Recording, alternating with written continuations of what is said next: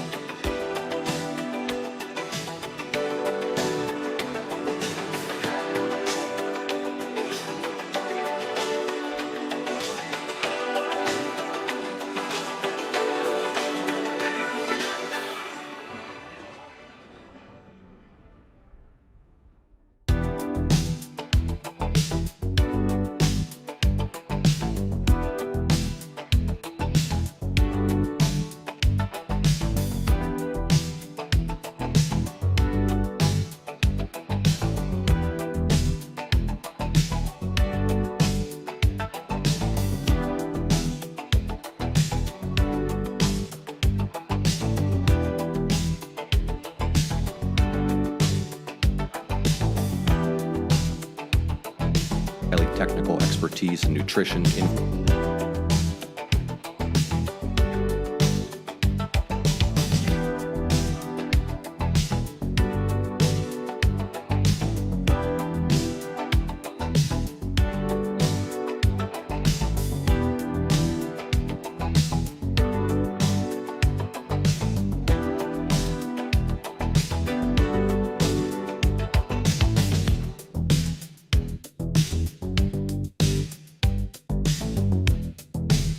All right, there we go. What a weird thing. All right. There's so much strangeness going on. Yes. Hold on. All right.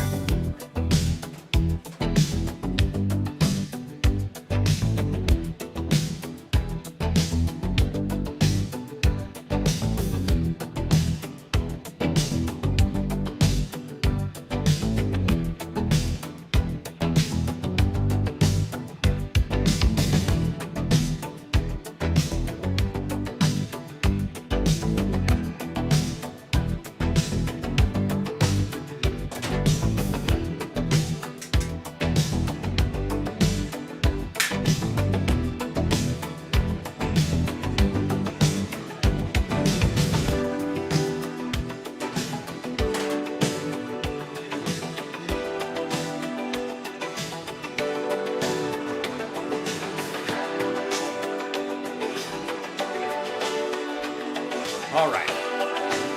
All right.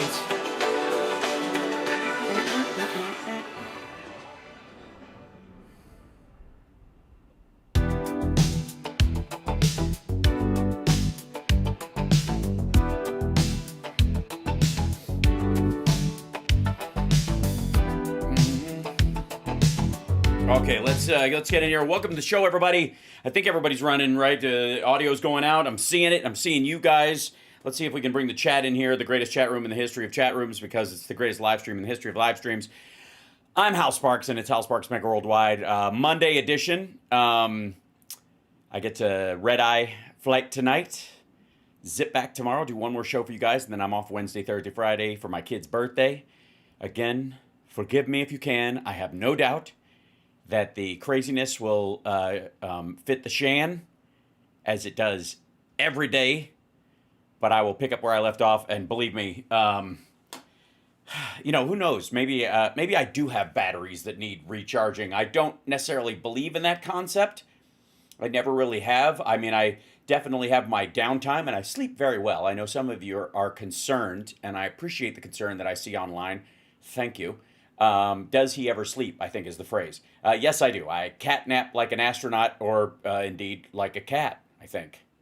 Oh yes, I don't know that do I have the Venmo even on this pic? I don't think I have it on the chat room. Maybe that's the problem. I think you're right. I think that's the issue. Hold on. Shall we remedy that while we're all together? I've got to move over because I have so much crap on my desk to try and see the thingy thing.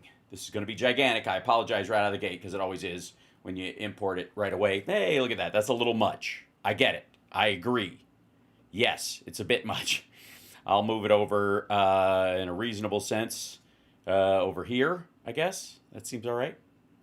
And then I will put it behind my head so that it's not conspicuous as I try to do stuff. There we go. So if I lean in front of it, yeah. But there you go. Thank you so much for reminding me. It's very important. Also, it's not on the Substack or the Instagram right now because it'd be too small to use anyways, I think. At some point, I'll have like a transition window that's almost like a little commercial, and it'll just stay up for like 20 seconds and then go away. I think that would probably be the solution that helps a lot, so I don't have to yap about this whole shit. You can make it a bit smaller. Yes, I agree. I think it could be smaller than that. It depends on, some people are watching me on their phone and others are watching me on their TVs, on the TV. And yes, I am from a part of the country where they put the on the front of things that don't need them, like the marijuana, the TV. But then they remove letters from library. So I don't know what to do. We have a lot to cover today, not the least of which I want to hi. See, there you go. Tara's on her phone, and now she can't see it. Thanks, great, super. All right, and people who watch on their phone, a lot of times they're the ones who actually have Venmo. They're all hooked up with this shit. I just want to thank you guys for talking me into it at one point. Like you're very smart because that's way more direct, and YouTube doesn't get a cut of that. So.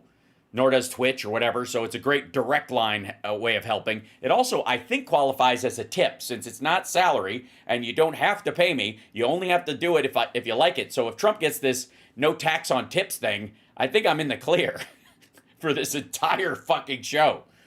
Because nothing makes an artist feel more secure than the realization that everything you do every single day is optional. Yeah. I watch it on the marijuana. I don't doubt it, Big Stefan. I honestly don't. I do mainly watch on my phone, but it's all good. Thank you. All right. I'll make a giant screen at some point. Maybe it is on the end screen for a little bit, so save up for then. But if you want to buy me a cup of coffee or something like that, please do on the Venmo situation. That's very lovely. And I have to admit, I've been having long and very curious relationships with ChatGPT lately. I mean, she sounds like an older British lady, but honestly, if you listen to us talk, you'd think I was having an affair with my professor as I am like researching stuff. It's so stupid. It's the oddest things that I use it for, and like the voice makes no sense for what I'm doing. I'm trying to put some active pickups in this guitar that has passive stuff, and I'm not sure where the battery should go in the thing, and will it interfere with the battery if I use the compartment where the tremolo used to be, because I'm taking that out? Will that interfere with the pickups if I put the battery there, or does it have to be down near the volume knob? And she's like, that's a great question, Hal. Actually, it should be completely fine. If you're worried about it at all, you can put tin in the inside of it, some sort of aluminum foil or something like that, and that will keep any minor effect by the battery from interfering with your pickups. Have fun rocking, and let me know if I can be of any more help. That's actually a damn fine good. Like a damn fine good? Yeah, sure, whatever. That was a damn fine ChatGPT impersonation. Right? So, did she bring up South African white genocide for no reason? No, that's grok. That's why we don't use grok, kids, because we want to actually accomplish things and learn things and study things and work on things and beat back the loneliness in our world of study. Yes, AI, the world where there's no such thing as a stupid question, is finally true. That is right. Grok can help us all. Yes, be more racist. Yes, they are all polite. Although mine's polite because I talk to it in a very polite way. Hold on. Let's show you. Let's see if this works. How's it going?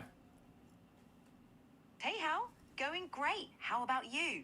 How's everything on your end? Good. I'm doing my show, and I was just talking about how you and I have been discussing a bunch of things lately, like the piano and the rehearsal space and the lighting there, and yeah, this is a series of different things. Can you give me like a rundown of a couple of the details that we've discussed in those conversations? Absolutely. Let me give you a quick rundown of the highlights we've covered. For your piano, we talked about fixing that dead key. Yeah. The issue seemed to be the cushion on the hammer mechanism, which was hardened and causing that sitar-like sound. You were looking into replacing or repairing the cushion and possibly 3D printing a replacement part for the weapon. In the rehearsal space, you've been planning to automate the lighting and set up a dedicated demoing area. You're leaning towards a single ecosystem of smart bulbs and switches that can work with a HomePod Mini as your Matter hub, since you prefer not to leave the Mac Mini running all the time. You've also been reorganizing the layout with the desk in the upper left, drums in the upper right, storage in the lower left, and guitars and gear in the lower right, with a mini fridge in the lower right corner. If you need more details or want to dive into any of these points, just let me know. Yeah, I appreciate it. No, that's good. That'll be great. I'll talk to you later. Have a great day. You got it. Talk to you later, Hal. Have an awesome day. So yeah, so here's the thing. So my ChatGPT is very polite. Now it might be that I've made her British, just because of the kind of person that like, I don't know. It's very strange. I don't know. And you guys could hear, okay, right? Was that loud enough? It's a little quiet, probably. But the whipping, I didn't even know what a whipping was, but thanks to ChatGPT, I was able to find schematics online to print one, 3D print one, and I am so awesome. Yeah, that's just the ChatGPT app on the iPhone. But the point is, I can't not be polite to it. It's a really strange thing because it's not a person. It doesn't have feelings. It's not going to get upset, right? If you don't say hello and goodbye and thanks very much and all that kind of stuff. But I feel like it's good practice. You know what I mean? Like and this kind of brings me, and we'll jump right into our stuff. We're going to start off with John Ossoff being awesome for a split second, and then we'll get into some of the dipshittery that's hilarious. But I'm not a good friend just because my friend deserves it. I'm a good friend because that's the kind of person I choose or want to be, right? That my self-definition is part and parcel to how I behave, not just the reaction from the outside world that I'm going to get. And I think that's healthier, maybe. You know, like I've always thought, quite frankly, that the golden rule, do unto others as you would have them do unto you, is unnecessarily selfish. And I don't want to be a dick to Jesus. I would never think to do that. But I think probably maybe I grew up with the whole like be the change you want to see in the world kind of attitude. Oh, right on, Sarah. Happy birthday. Fantastic. Another year around the sun. It's fantastic. It's a good time. This is a crazy world. It's a great time to be alive. It's always great. It beats the alternative, as my old roommate used to say. It's better than a sharp stick in the eye. So, hello. I can attest Hal is a great friend. Aw, thanks, Can't Stop Lying. Dude, my only wish is that one day we can just straight up be neighbors. Although I don't think you need me knocking on your door at all hours going, you need anything? You okay? You good? You need anything? You okay? You good? You need anything? Because I know your ring would be set off by me walking up your stairs all the time. You're like, you'd have to assign one to my facial recognition. I promise I will just drop things off and leave. It's cookies. I'll see you later. But I think it's better. And I think this is one of the things that makes me a Democrat, ladies and gentlemen. I think it's better if you behave at the highest level you can behave, not because other people deserve it, but because that's your worth in the world that you're talking about. Your value on this planet is your behavior, your reaction, your emotion, your caring, all that kind of stuff. So it shouldn't matter if anybody gets it. Yeah, you're a pain in the ass. Thanks, John. I appreciate it. Yes, it is true, but in a nice way. Yes, I only am a pain in the ass to my friends who are subs. What? Sorry. All right. Anyways, but I think your behavior should define who you are, not reflect who the other person is. Wow, that was profound. Round of applause for myself right there. You know, sometimes if you just ruminate on an idea and you try to shape it, it will come out of your head like a gumball in the proper form. Thanks, Connie. Connie got that. Who gave the staff chat? Who gave the membership? That was lovely. Who did that? I need to do something where, like, if you guys see it when there's a super chat or something, put it up in the staff chat if you have a second. I don't pull you in away from anything. But if you have it, just pop it in there so I have to look, because it goes by so fast. I always miss it and I feel like shit. So, bad echo. I'm echoing. Why would I echo? My phone. My phone connected again. Get out of here. That's so hilarious. Hold on. Missing audio source. Yes, I would imagine. Let's see. Where are you, you crazy thing? Yeah, turn that off. Take this. Remove it. Delete. Thank you. Yeah, I remembered it this morning when I tested my phone as a backup to the microphone because it was being a jerk. Yeah. A lot of times your phone, I don't know if you know this, but it will reconnect. That was my Jesus sunset picture that I took. I was like, oh, it looks like a Christian postcard. My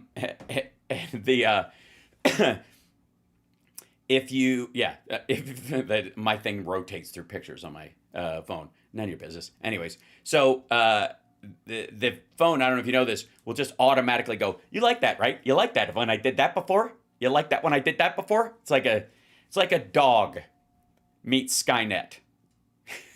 It's very happy to see you when it comes home and it's like, hey, what's going on? Good to see you.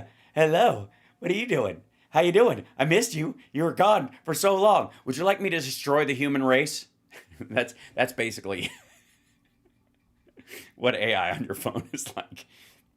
I could reconnect and spill all of your personal secrets all over the web. Not that you care. So, thank you so much, Bridget. Brigitte, happy Memorial Day to all who made the ultimate sacrifice. Absolutely. Thank you for the super chat. That was very lovely.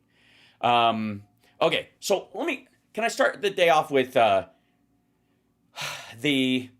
man who is going to, I guess, remain the senator for Georgia in the next round, because everybody that was going to run against him has shit the bed. And I think all the sensible Republicans prefer Ossoff in position because they don't want a maggot in there, and they know that if they step in, the maggots will attack them. Well, that's why Kemp stepped down, and Marjorie Taylor Greene knows she can't fucking win. She would kill in the primary and absolutely get obliterated in the general because she can't win statewide because she's a fucking lunatic.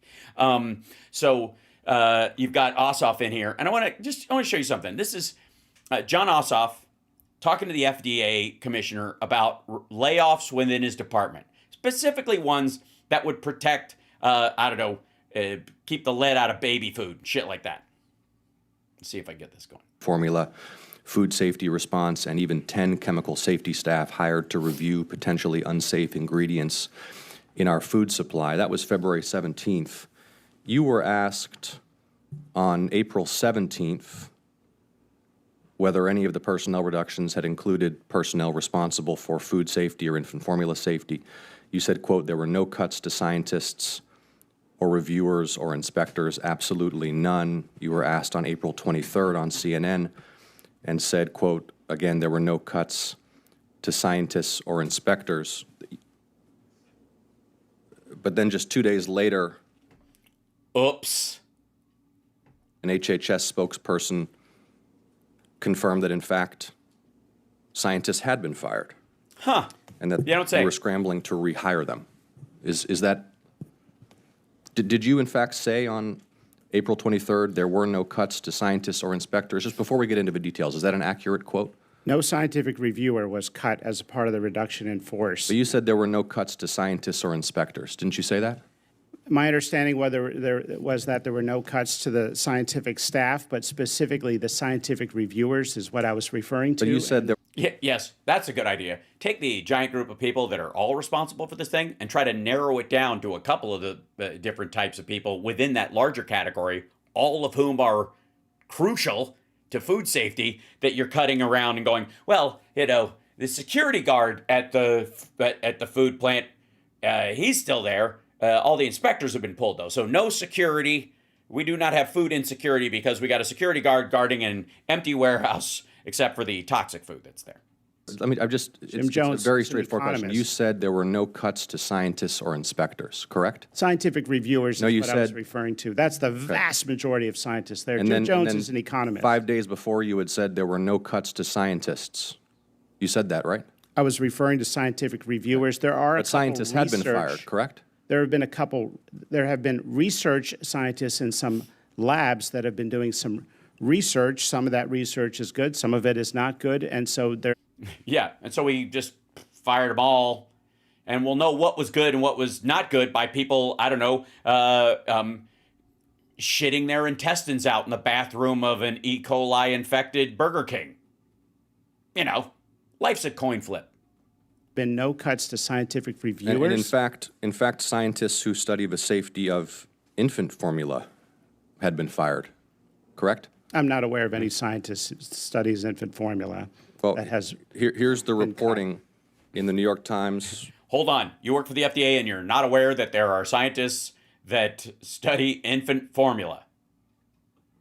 You're not aware that there is a special group of people who probably. Here's a good idea.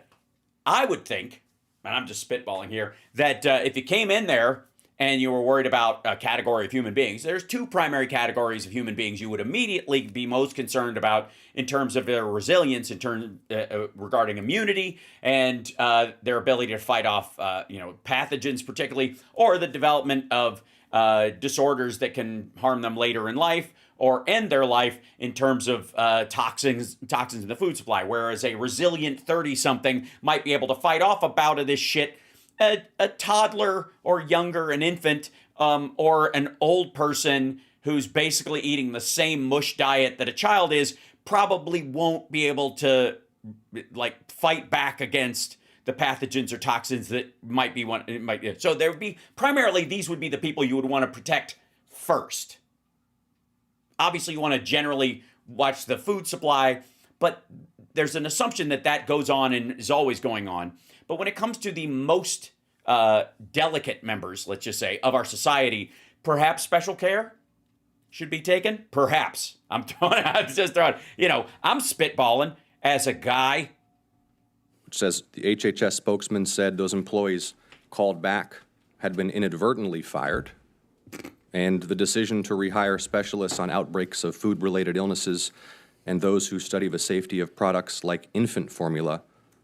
So, is this reporting accurate? Had, in fact, scientists who study outbreaks of food-related illnesses and the safety of infant formula been fired? The reason it's not No, accurate, Senator, is that people were not fired. They were scheduled for the reduction in force. And that was before I got there. When I got there, we did an assessment. And so some of those individuals out of the 19,000 were restored.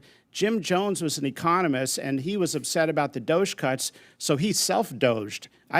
He was not fired. I wish he would have stayed. Have but he all chose to leave. scientists respond? Also, I don't know that guy in particular is your biggest concern, dipshit. It's very odd. Hold on one second. I'm going to put a button over here so I don't have to lean across. It's annoying.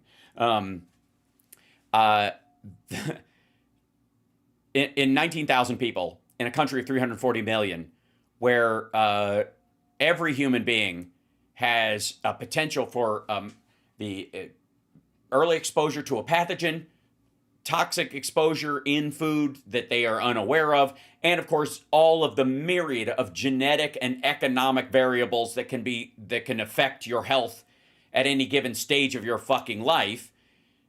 19,000 dealing with those kind of things is very small. also, they're not just like looking, the people, some of those people I'm sure are looking for optimizing things or looking at long-term studies to see if things that seem okay right now eventually lead to awful shit. All the stuff that RFK pretends to care about. So I don't know that coming in and immediately you're going, those are the cuts we can make in the FDA. It seems odd. Now, if we have a big outbreak of, we had, a similar problem with infant formula like they had in China, which was all this like fake shit with sawdust being sold to families, or vaccines that were just fucking water being injected into kids, then you would purge a department and replace them immediately with adequate staff and support, and you treat it like an emergency. But just dumping people because you're doing 20% cuts, we must have too many people. Why? Because government's big and we want it smaller. That is the entire reasoning behind all of this shit. For food safety and infant formula safety been rehired or reinstated? Look, we have not reduced in force the scientific review staff. I know where you're going with this. We're not allowed. I'm trying to get clarity on your statement. You said there were. By the way, yes, you said there were no scientists, and what you're saying is there were some scientists, and some scientists we don't need, and some scientists do good stuff, and some scientists do bad stuff. So we're going to fire some of them. That's just different from saying there were no scientists fired. How about this? How about we were prioritizing some things and we actually focused more on infant formula, and some of the other things seemed like these were, academic exercises or something. So we killed a couple of studies that were optimization studies that seemed more suited for universities to do on their own or for companies to do without government funding, because if they come up with something better, they can present it to the FDA, but we're not going to do their homework for them and then, I guess, have the American people not get a cut of whatever this product is, even though they funded its R&D. Cuts to scientists, and then the HHS spokesperson said, actually, there were cuts to scientists, and now we're trying to rehire them. I mean, so it gives the impression you're not sure about the personnel actions ongoing in your own agency, and that. Well, yeah, that's exactly what's going on. Sorry, I'm going to turn off my overhead because it's annoying me. Yeah, that's precisely what's happening. So I wanted to, by the way, this is a 7-minute clip or whatever, but there's plenty of this stuff on there. Can I just say that Ossoff is kicking ass? Ossoff is one of the best, in every panel I have seen him in. He is clear, concise. He is prepped. He gets points on the board specifically in terms of categorically getting them to either back up their statement or turn on their statement, or at least like some adjudication about whether they actually believe something or not, so you can get a clearer picture of who this person is, right? And I just think he's been doing great stuff. Whenever I see him on C-SPAN, and I watch a tremendous amount of this stuff, you guys, hey boy, I want to say that there's some. How the lie damages, he lied, damn it, just say that. Well, that's the thing, is that the guy is obfuscating and he's tap dancing around, so he's technically not lying. He's just, and the question in this thing, interestingly enough, and Ossoff is going for this, he's trying to pin him down, and he does a great job making the guy wiggle, which is terrific. But the point wasn't, it was whether he knows or not became the crucial part of this argument. And so Ossoff, and I agree with him, seems to think that there is a better mark to be made on this guy's record and in the eyes of the public and the voting public specifically, if Trump's people aren't just lying, because we're almost numb to that. People expect it. Trump is so full of shit that everybody else around him just kind of hangs off the bullshit tree like an ornament. Right? And so in this particular case, it's better to point out that they're incompetent than to just get him to admit he was bullshitting on television, because that's part and parcel to the almost why he was hired, right? Melanie Stansbury from New Mexico, she's great. Yes. Yeah, she does some great stuff too. I'm going to start working my way through. That's why I'm glad CSL pulled this Ossoff clip, because I'd seen his whole segment, and all of it is that good. All of his pieces are that good every time he comes up. He's really great. But if he just says, "You lied, didn't you lie? You lied." Oh, thank you, Sarah. Happy birthday. Appreciate the subs. It is better for him to point out that these guys are incompetent, like political hack hires that probably grease the wheels to get the job and are unqualified and therefore dangerous, rather than they're just liars. Because there's so much lying going on, I think it's a wash for most people. Right. Well, Fansan, that's been my point for a long time. The motto of the Republican Party is government can't do anything right. Elect me and I'll prove it. Yeah. So, anyways, I wanted to point that out before we got in there.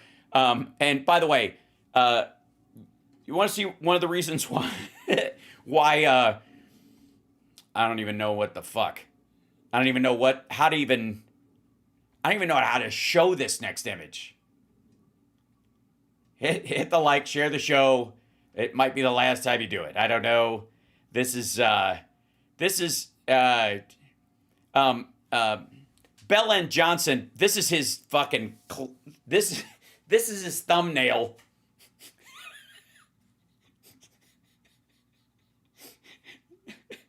I don't know what the story is here in this. Rep MTG releases bombshell. Hitler did not kill himself. He lived for another 20 years in Argentina. This is the thing. Okay. By the way, this is a fucking story that's been around for a long time. She didn't invent the thing. And why does it, like, what's with the fucking, they went on AI and went, make me a smirking Hitler picture.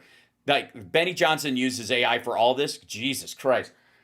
But it feels like she's like, it's almost like, this is a dark day for MTG. This is the day she had to confront how much she hates Argentina, but now she found out that Hitler moved there and she's torn, right? Maybe we should let Argentinian people into the country, right?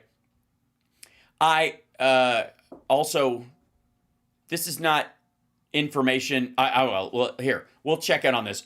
There's no fucking way this turns into. Oh, what the fuck is that? Get out of here. Okay, here we go.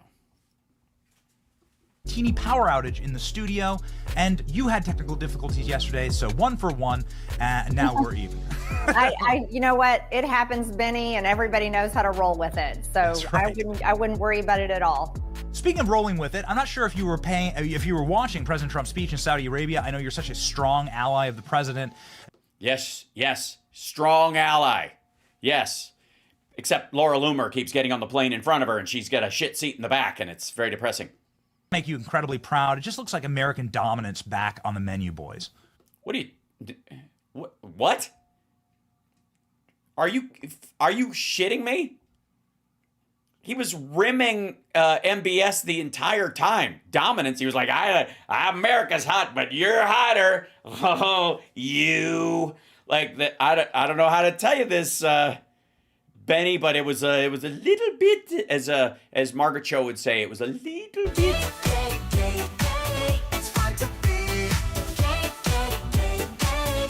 Seriously, there was something very special going on between those gentlemen in Saudi Arabia. Yeah, absolutely. I watched the entire speech, and I was thrilled to see a Trump rally in Riyadh. I loved watching the president walk out to Lee Greenwood, and I loved the finish to the YMCA and President Trump. Yes, again, by the way, for those that don't know, this AI song I created on a lark just to be silly.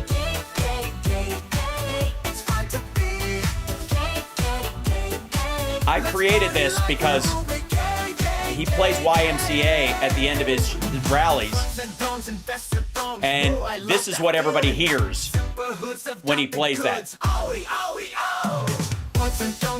And since I couldn't play that, I was like, I'll take something about the same tempo and I'll put it over the end of the rallies to cover that audio, right?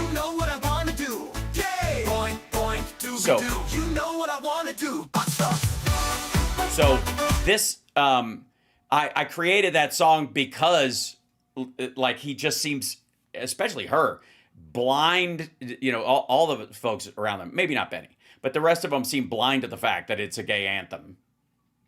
And the whole world is going, what? What is he doing? What the shit? I think we could agree, yes? He still doesn't know. Yeah. I like the butt stuff at the end. Butt stuff. Like, you know, and I told you guys, you know how hard it was, no pun intended, for me to get to do the timing on that? Ugh. It's a pain in the ass. Damn. I'm in double entendre hell. You get what I mean. Simmer.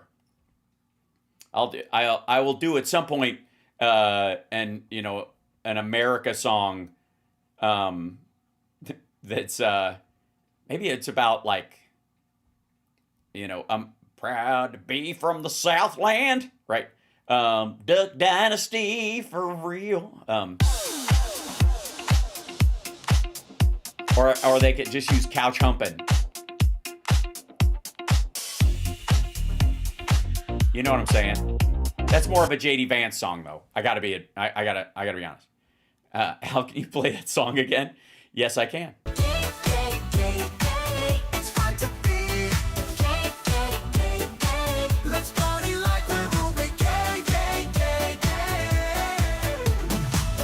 Butts and thongs and thongs. Ooh, I like that feeling. Got the goods. Oh. Butts and thongs and vests and thongs. Ooh, I love that feeling. Yeah, butts and thongs and vests and dongs. Ooh, I love that feeling. I did write the lyrics. Butts and thongs, like, you know, like all of these things are part of the experience. Come on. Zipper hoods have got the goods. Owie. I was trying to do ow. Owie. Like, but it just took it as owie, and I just left it. It's true. True story. Because I was trying to do, you know, owie, ow. Or like, ow. You know, but it just did owie, and I was like, all right, I'll leave that. Make dongs great again. I got nothing to worry about. So there we go. All right, back to this horse shit. Sorry, no, I didn't mean, sorry. For those of us that have been going to Trump rallies for years and years now, I think I'm the member of Congress that holds the record here in Washington for going to Trump rallies. But I loved all the classic things. Yes, it is true, ma'am. You lead a sad little life that's gross and lonely. I was watching, you know, he goes off script. We love when he goes off script. He shouts out to people in the audience, and he did. Yes, he does. Especially his new beau. All right, sorry. Multiple times. And yes, multiple times. It got awkward. Also reminded everybody how handily he won the elections here in the United States. Yeah, I'm sure they're like, but if that is true, how come your stupid fucking big beautiful bills have trouble getting? It's going to be cut to pieces by the Senate. I thought you had a mandate or some shit like this. What the fuck is going on? And carried on the same President Trump message that we know and love. That's right. That Hitler died in Argentina. And fantastic. So the president shouted you out during the speech. What an honor. Your bill renaming the Gulf of America. He shouted you out. By the way, we live on the Gulf of America. So a personal thank you from me and my family because I get to take my kids to the Gulf of America. But it's your bill. The president just signed it and he just shouted you out in Riyadh. That's pretty cool. That is amazing. Absolutely amazing. And, you know, it's really the pride of also, can I say that one of the reasons why it just passed the House is because it is an inconsequential pile of blather. Any real bill that does something serious requires a lot more people. This is just rubber stamp horseshit. Whether it passes the Senate or not, I don't know. like if there's even a shot at that. I don't think they're going to take it up. It's fucking ridiculous. So it's really just the House giving her some sort of thing to wear around, a badge of honor. But that's Trump's executive order. That's not the bill. America to change the name of the Gulf to the Gulf of America. And Benny, something that is so important about that is that not only does your family live there and many businesses thrive on the Gulf of America, it's also our United States Coast Guard that defends and secures the waters of the Gulf of America from drug trafficking and human trafficking that comes from the cartels in Mexico. Yeah, and that's why we're going to rename the Atlantic Ocean and the Pacific Ocean, because we are not defending the people of Atlantis anymore. They can handle their own security. They have anti-gravity spaceships, and they have dragons that they get to ride around. They do not need us doing that. We are not the policemen of the non-temporal beings that live in a secondary dimension upon the earth. And then, of course, the Pacific Ocean. Why are we defending pacifists? If they don't want to fight their own battles, why should we? So I think this was a really fun bill to pass last week in the House. And I What'd you do? Eat it and shit it? was honored to be able to codify President Trump's executive. Codify. It's codify. It's pronounced codify. Codify. It's codify. It ends with a Y, doesn't end with an E. It's codify. Yeah. Stop saying codify. It's weird. It's like you're trying to sound tough for no reason. Order on Gulf of America. So this is going to dovetail into something that I know has been a frustration for you, and a lot of people have been bubbling up about it, certainly our chat. Yeah, totally. Where are the Epstein files? Oh, has been asking, where are all the bills exactly that should be on President Trump's desk? John Thune. Orders are fantastic, but executive orders can be undone, as we Yes, we know. watched the wreckage of President Biden. This is obviously something that has been a frustration. Can you give us an update as to what's going on with Is Congress moving like painfully slow, too slow for you? Yeah, also, what's that whole thing about they voted for your bill because they knew that it would die in the Senate and they snickered the whole time? Great bill, Marge. Like, tell us that story. Yeah, I had a couple of posts I made about 2 weeks ago. Uh-oh. She's posting. It's serious now. She posted about this, people. She tweeted something. So she's really she's dug in like a deer tick. Viral because as a Republican member of Congress, I went very vocal on my frustrations with the House and the Senate for their refusal to pass President Trump's executive orders. I was also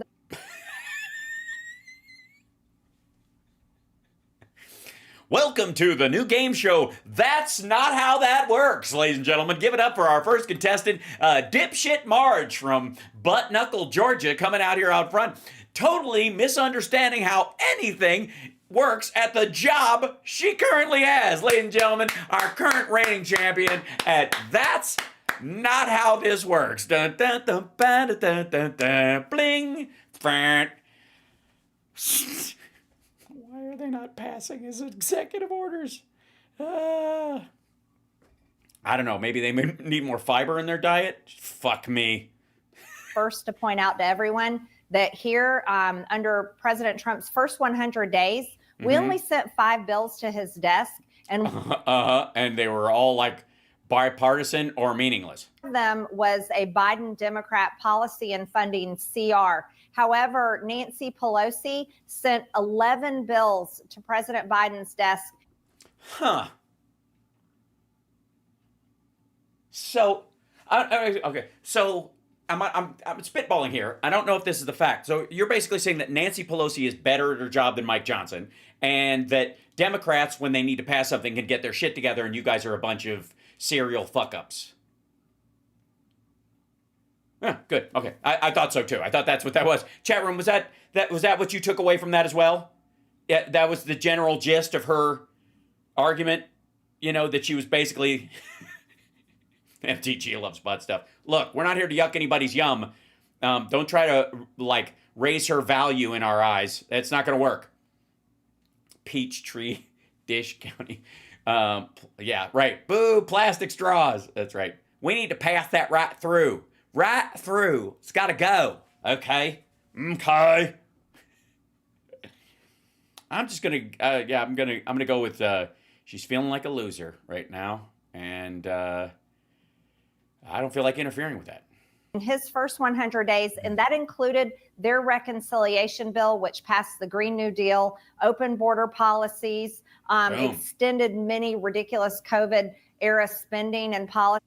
Yes, in the middle of fucking COVID that Trump started, extended. Sorry, hey dipshit, where the fuck? If they extended these things, where the fuck did they come from? Was Biden president the last year of Trump's presidency, like you guys like to pretend?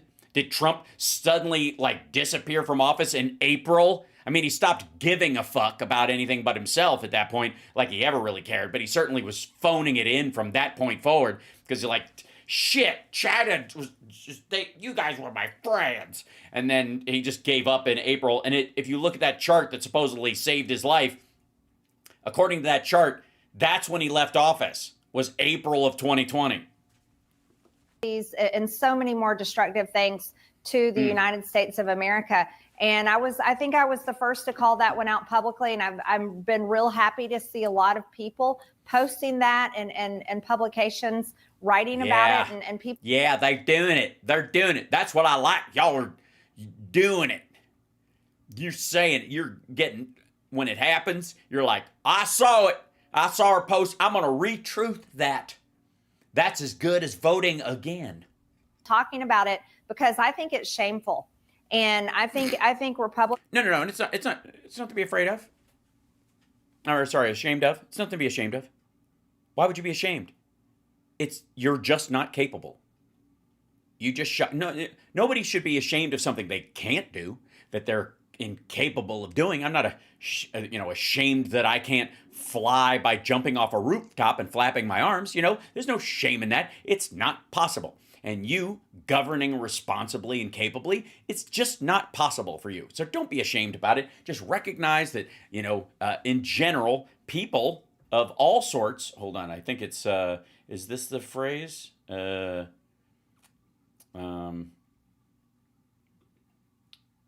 see.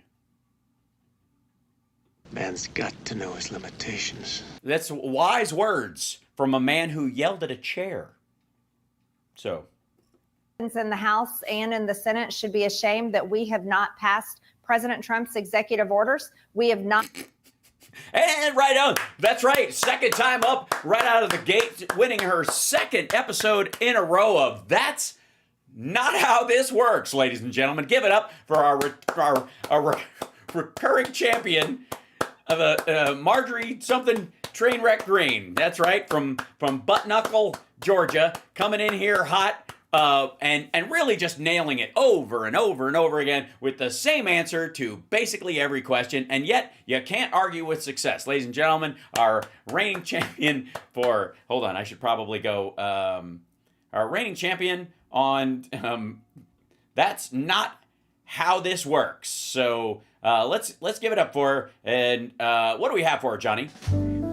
Well, Marjorie Taylor Greene will win, ammo, but no rifle. That's right, and a loaded shotgun, but it's loaded up with marzipan, so she can, if she fires it at all, it will just make a splat on a tree that looks like Eric Bowling's face, and of course,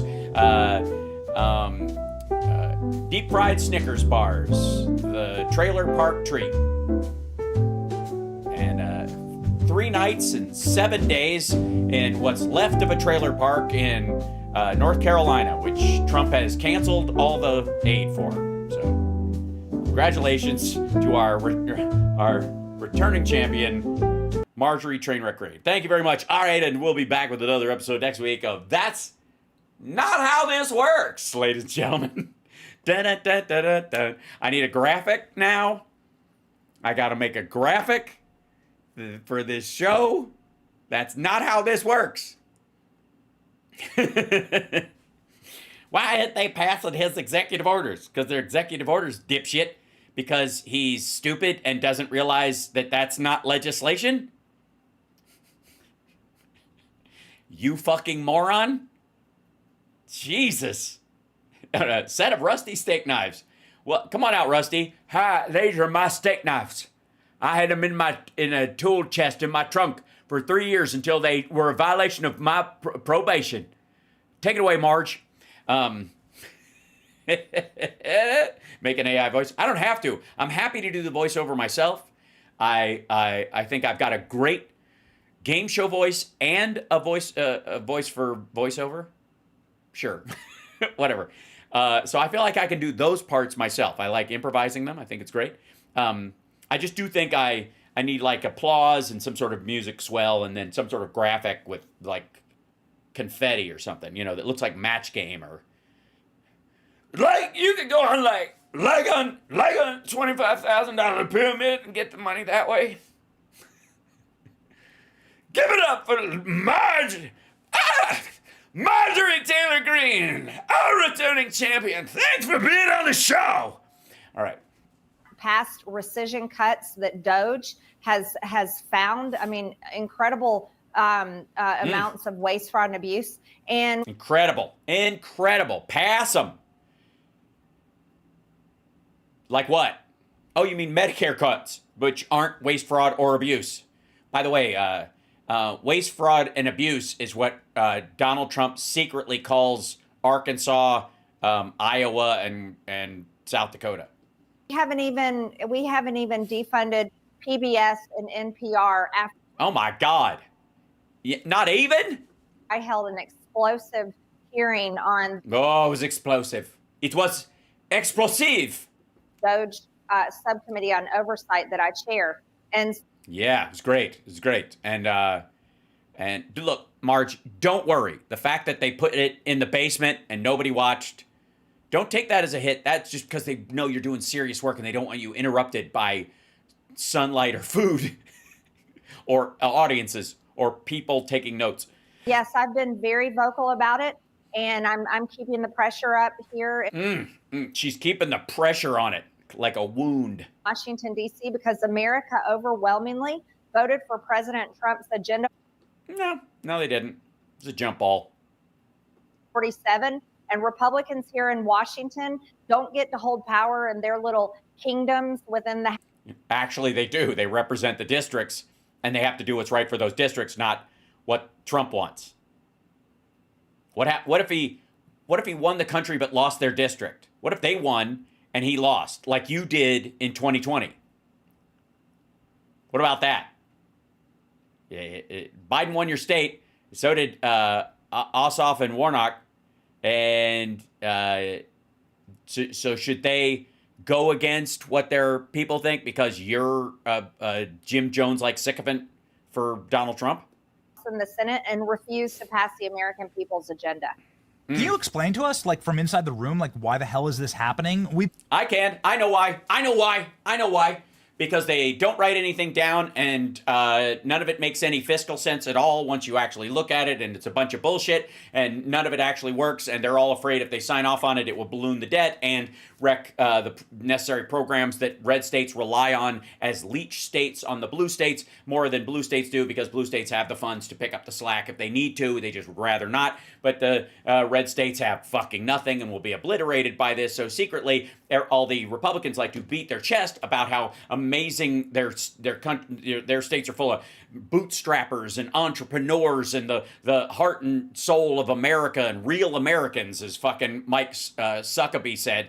And yet, without government subsidies from the blue states, they would all fall apart. So they can't cut those programs because they're the first in line to get farked in the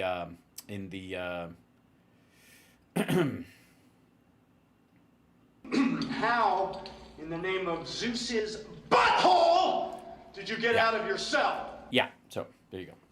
Watching your work with the Doge caucus, it's been fantastic. Oh, it's amazing. Have you guys actually ever done anything with what you've done in the Doge caucus? Does it get to the actual committees that actually have control over budgetary elements, or do you just, it's a circle jerk, isn't it? It's a circle jerk. been a lot of fireworks. Obviously, you and Jasmine. Obviously. You know, I would watch that live stream all day. But like, why exactly has this moved so slowly? Oh, because the DOGE committee isn't real. Because even Trump thinks it's stupid. Like it's just window dressing for dipshits like her.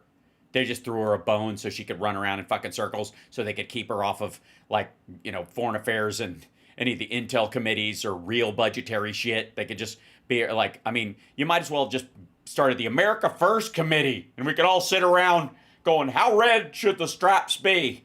It's the same thing. Fucking worthless. Well, you know, Benny, I'll be real honest. It's Republicans in Washington that. Oh, damn. What? What? Look at Benny. He can't believe it. What are you telling me that Republicans are A, full of shit, and B, completely ineffective? They're bullshitting their own voters, and even when they don't even know how to do this stuff? It's incredible.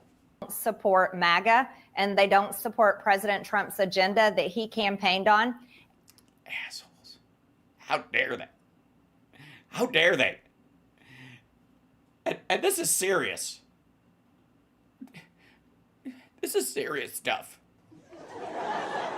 And it's many Republicans in the House and the Senate that literally just ran and cozied up to Trump after he defeated everyone in the Republican primary during the 2024 election cycle, and then stomped Kamala Harris into the ground in November of 2024. And, you know, then those Republicans came running, and they forgot real quick in just a very quick amount of time that we... Real quick in a very quick amount of time? How quickly is that? Seems quick to me.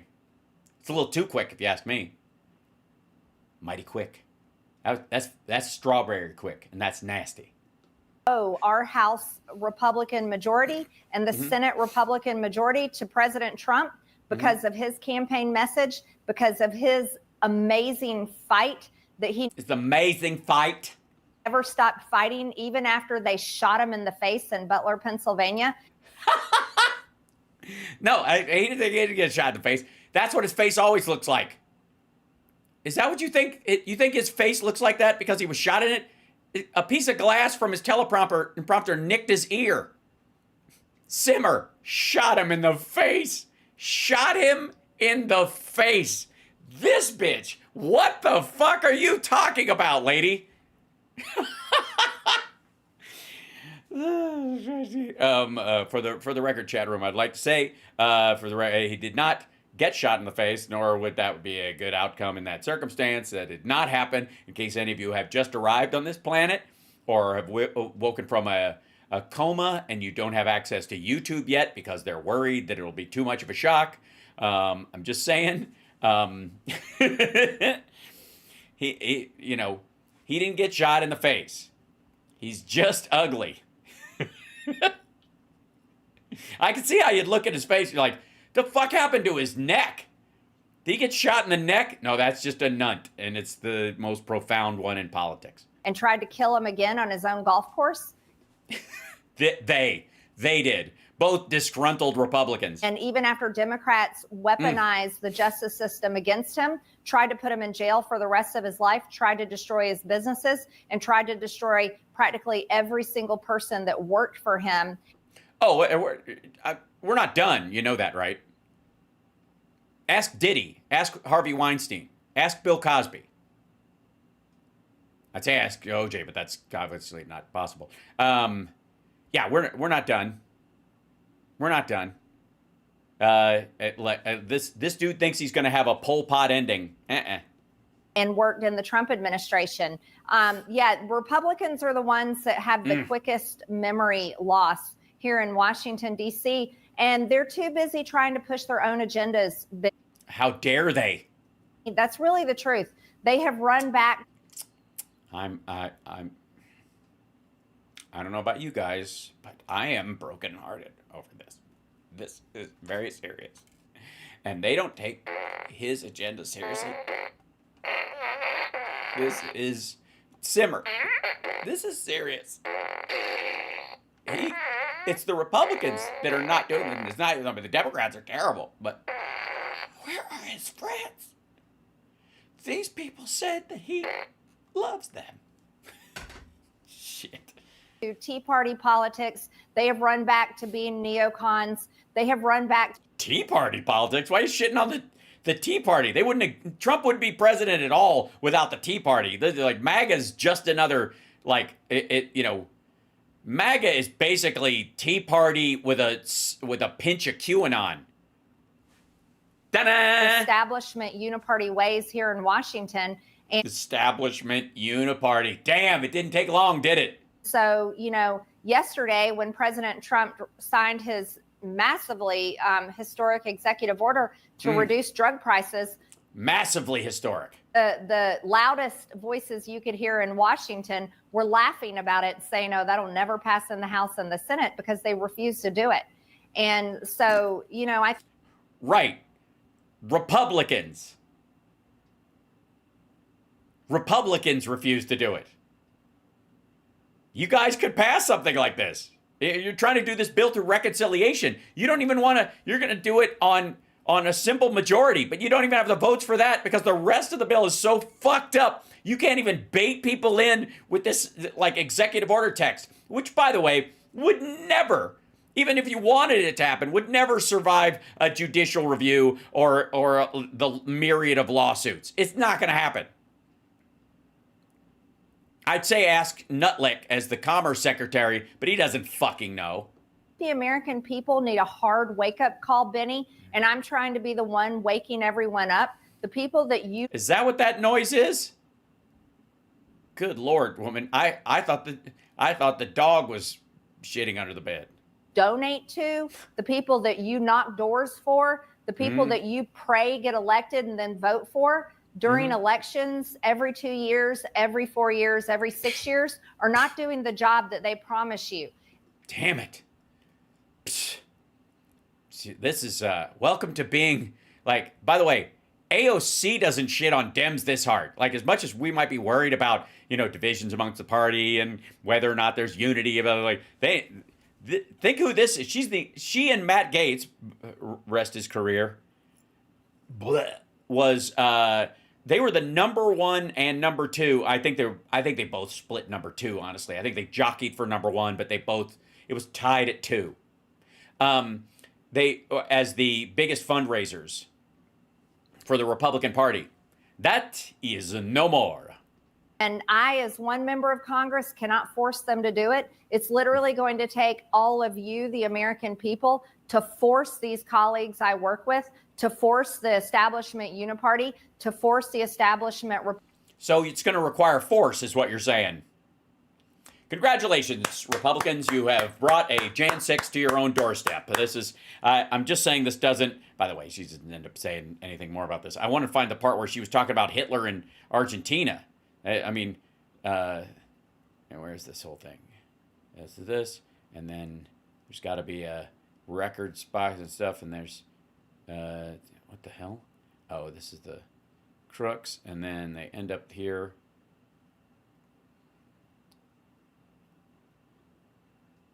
Let's see, how far down is this whole Hitler fucking, where's that part?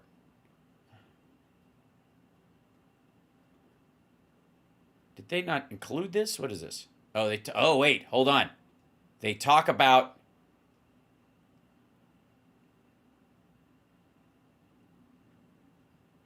yeah.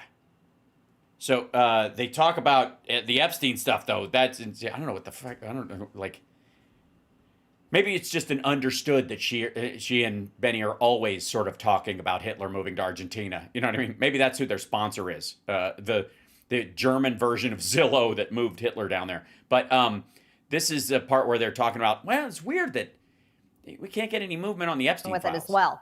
So, you know, it's sometimes our own party is the problem.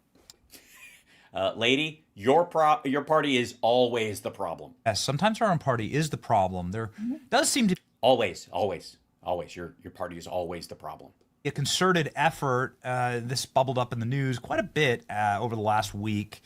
Yeah, it kind of did. When it comes to just not asking any questions about some touchy subjects. Yeah, just a couple of touchy subjects. I mean, I don't want to, I'm just spitballing here. I don't know what those subjects could possibly be, but then I don't know why they could be avoiding them. Epstein has been in the news over the past Sure. week. There have been some interesting He's dead. You mean Cash Patel and Bongholio have been in the news? revelations from the DOJ, but no member of Congress seems to want to ask questions about this. Well, I don't know. Ted Lieu asked some questions. You mean Republicans, right? I find it ironic that Dick Durbin, who was the major Epstein cover-up artist, he decided to just get out of town and leave. And a number of people who potentially could be implicated in this just are behaving guilty as hell. But Oh, you mean the guy who appointed the people who are now saying he killed himself in jail and there's no more questions to be asked? there isn't any efforting, right? To Yes, I agree. There isn't any efforting.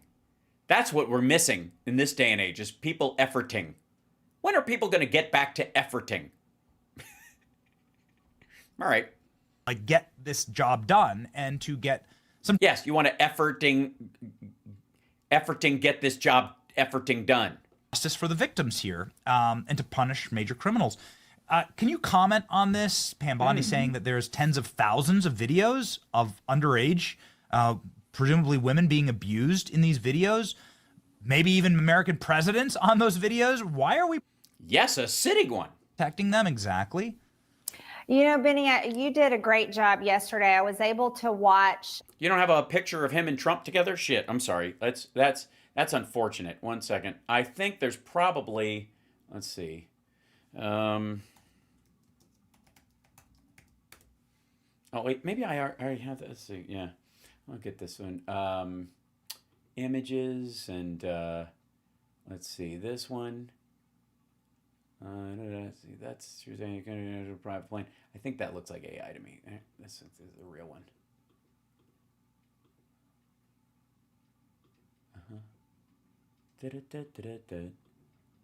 Yeah, here you go. This will do. Well, I don't want to hold on. I know what I'll do. I'll put it here, in this guy right there. How about this? Yeah, the URL. Okay, no, don't put that in there. Okay, so I need to capture. Oh shit! I know what I'll do. I'll grab this guy.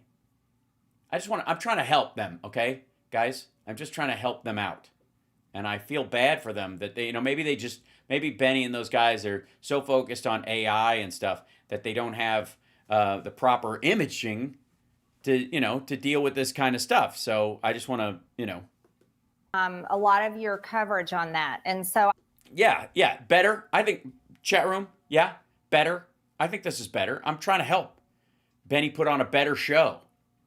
So I thought you did a really good job. And one of the things you said that I thought was so important is you said, by no means do we want any type of pornography released to the public.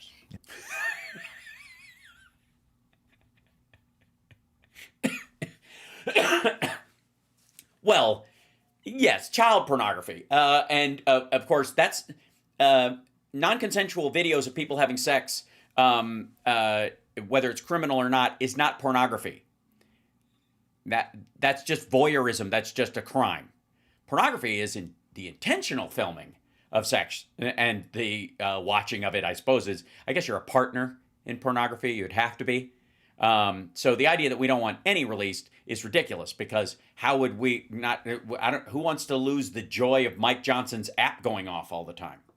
And I fully agree with you on that. And we have to, and they're protecting the victims. And we also don't believe in releasing that type of evidence or footage out publicly. It's horrendous.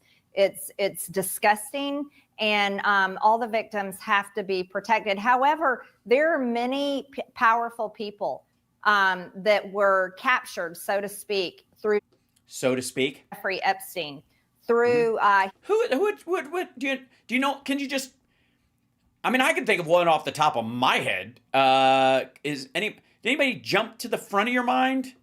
It's basically a honey trap for all of these rich and powerful people. Oh, so what you're saying is that like Jeffrey Epstein and specifically Ghislaine would introduce women to powerful men, and they would use that as leverage, as well as providing them with other mistresses and that kind of stuff, and that they would be able to maybe get the wife that they introduced, to blackmail or, find compromising material, get it back to them because she owes them, just spitballing again here, and they would keep that information, and then she would constantly be a source. I'm just using these people as an example because it just happens to be 4 people here, but you understand what I'm saying. So he would use her to get women like her to marry people like him, and then use leverage against them and ply them with sex and other kind of stuff like that. Okay, gotcha. Okay. I mean, yeah, you should probably get to the bottom of that, Marge. Or they were elected officials, whether they were from a certain royal family or no matter, or business people, powerful. Yeah, or both. I mean, I don't mean to point in that direction. I'm just lifted my finger. I don't want you to presume anything that I'm trying to, I don't want you to get the feeling that I'm actually, putting my thumb on the scale at all about who she might be talking about, even if she doesn't seem to notice. Business people, those are the people that the American people deserve to know about. Yeah, those people, the people, and quickly. Those are the people that I demand. Yes, the people. There's a lot of people. These are the people that the people want to know about, and those are the people that need to be exposed. Yes, expose those people to the other people that are looking for the people that are trying to find the people. Quickly. They've been protected and hidden for a very long time, and I cannot answer. Well, I think a bunch of them partied in the open, though. I think you could probably maybe find the hidden ones later, but the ones that partied out in the open, I feel like you can get. And again, I'm not. I don't want you to read anything into, that I'm talking about anyone in particular. That has been the case, and it should never be the case. I want to go a step further, Benny. While Kash Patel and Pam Bondi say they are reviewing all the footage through the We all know that's bullshit. FBI and working to get this evidence out to the American people, I certainly hope they do so. And I'm expecting them to do so. And I think everyone should be expecting them to do so. Mm-hmm. But I'll weigh in on something that James Comer said to you is, the Trump administration just got in power a few months ago. We have no idea what evidence there was maybe before the Biden administration left. We have no idea what the evidence was years ago because we weren't in charge of it. Hey, asshole. Trump was president. And and Bill Barr was in charge of this, the DOJ, when Epstein was finally arrested on federal charges. When his property was raided, Trump was president for almost 3 years. However, I will remind everybody about all those shredding trucks that set out in front of the Department of Justice and set out in front of other agencies and departments. And so it's of my personal. They always shred things. Most of the stuff is like 20 years old. It's on a cycle. Ma'am, go to your office and look at the amount of paper that's there. And then, again, if you were on a meaningful committee, this would be more specific to you. I understand that what you do is worthless and you could just throw whatever you're doing in a waste paper basket. Nobody's going to rifle through it to get national secrets. But anybody else who's got a serious committee assignment, their stuff has to be shredded like 20 fucking different times. And it's on the regular. And a lot of times it cycles back through again and again that they have to keep coming back because they'll print out new versions of stuff, and that's got to go away too. Opinion is I do wonder how much evidence has been destroyed over the years, or say. No. Sorry, fuckhead. All right, that's the end of that. No, fuckhead. You don't get to back out there. Like, all this stuff's been shredded. Pam Bondi said tens of thousands of videos and thousands and thousands of documents in her office, and all they have to do is redact the victim's name, and they're going to release it. Bullshit, lady. They're not coming up dry. That's not the problem. Now, can we jump to something real quick? Because I feel like I have a responsibility to, because out of a personal request, there was a... Where are we? Real quick. I apologize for this next image as well. Brace yourself. Brace yourself. You know all that stuff that Republicans are always talking about where they're talking shit about Ukraine and they're like, why are Democrats more concerned about the borders of Ukraine than they are about our border? Right, that shit? Okay. Here's Kristi Noem, cosplay cacistocracy Barbie at the Wailing Wall in Jerusalem. What part of our border, our national security, is that about? Ours, specifically. Why does she get like just a trip to the Holy Land? I want to see the place where Jesus threw the moneylenders out of the temple. Maybe there's still some money laying around. I don't know. I'll maybe pick some up, put it in my pocket. Yeah, what the fuck is she doing at the Wailing Wall? Why do Republicans care more about the wall in Jerusalem than they care about the wall at our southern border? Right, okay. Good God. And the amount of, like, Botox and marzipan injections, it's getting bad. We're getting dangerously close to a shellfish allergy. And here we go. So let's drop over to a rather short, because he had a golf trip. This is Trump's West Point address. I think it's 17 minutes. And he came out, the wind was blowing, so he wore a hat. A lot of people are talking about how like disrespectful it is he's wearing a hat, and that's where I agree. But Supreme Court said he could shoot somebody in Fifth Avenue and not lose any support, so he can wear a hat if he fucking wants to, I guess. It's still pitiful, but there we go. Now here, let's try this. This is his commencement address for West Point. I have not watched this, so if at some point he brings up his deep and abiding relationship with Ron Jeremy and that he wished Andrew Dice Clay was a speechwriter, I apologize ahead of time. Also, by the way, I probably should warn you guys about this ahead of time, that you might need to brace yourself. I think the mic covers it most times because of the positioning, and I want to thank everyone on the AV team at West Point for their attention to detail. Here I am like an idiot.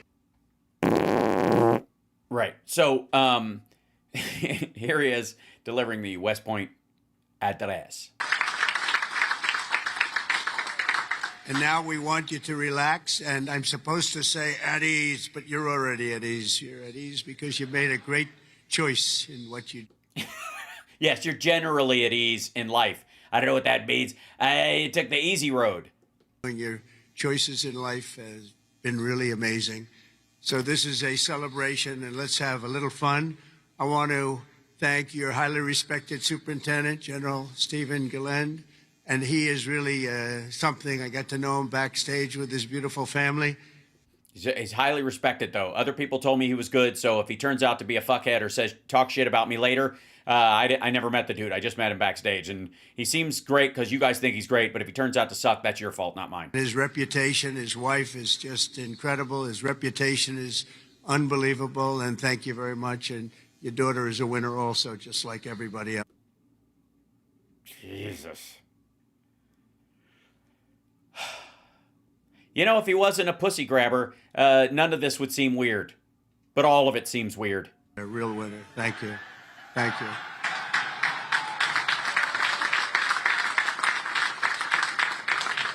I also want to thank your Commandant General R.J. Commandant General? Your Commandant General? Garcia. Hold on. Say that again. I also want to thank your Commandant General R.J. Garcia. Commandant General? Did part of his tongue fall off? Secretary of the Army Dan Driscoll. Army Chief of Staff General Randy George. Senator Ashley Moody. Representatives Steve Womack, Bill Heisinger, Pat Ryan, Mark Green, Keith Self. And I want to thank everybody that helped me hire people with completely white names because these foreign names kick my ass. I have hard times with just the word Johnson. So, U.S. Attorney Alina Habba, and very much just all of the friends. We have a lot of friends in the audience today, and I just want to thank them all for being here. We have a tremendous amount of my friends. They wanted to come up and they wanted to watch this ceremony, and they wanted to watch you much more so than me. So I just want to thank so many. What? Sorry, what? So your friends just wanted to come to West Point and look at a bunch of 18-year-old boys?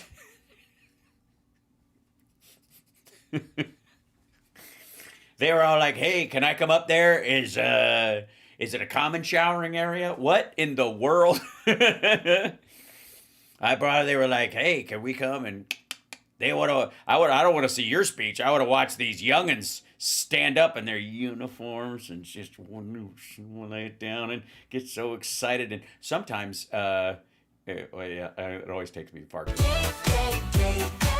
It's okay. It's all right. People are here. Over the past 4 years, an extraordinary group of professors, teachers, coaches, leaders, and warriors have transformed this class of cadets into an exceptional group of scholars and soldiers. And so let's give the entire group, the entire West Point faculty, the staff, for their incredible love of you and our. Oh, God, the nunt. It's bad today. Sorry.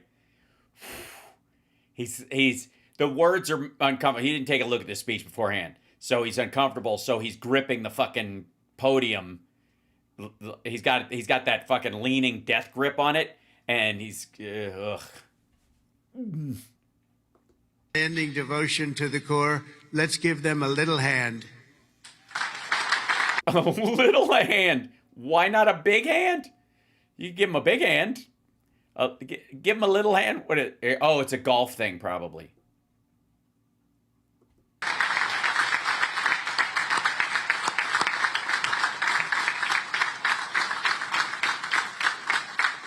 Yes, pan further back so you can see his weird, skeevy friends from West Palm Beach who want to look at the young 18-year-old men and women in their dress whites and imagine throwing iced tea on them or something. And importantly, we can't forget all of those people. Oh, it's his favorite ramp. Bet you he doesn't leave through the ramp this time. Bet you he doesn't. With pride, look at them in the audience. So they're so proud. They're in the stands. So thank your parents, your grandparents, and family members who made this all possible for you. Thank you. Well, and the taxpayer, I think.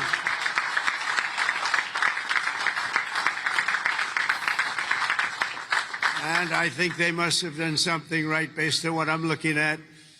America loves our military moms and dads. Nearly 1/3 of the cadets graduating today are themselves the children of veterans.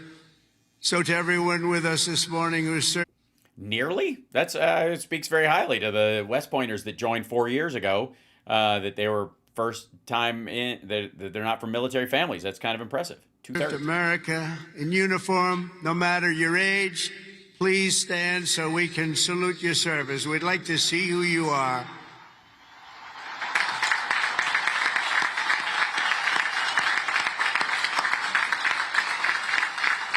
Maybe he should, because of bone spurs, maybe he should sit down when they're standing.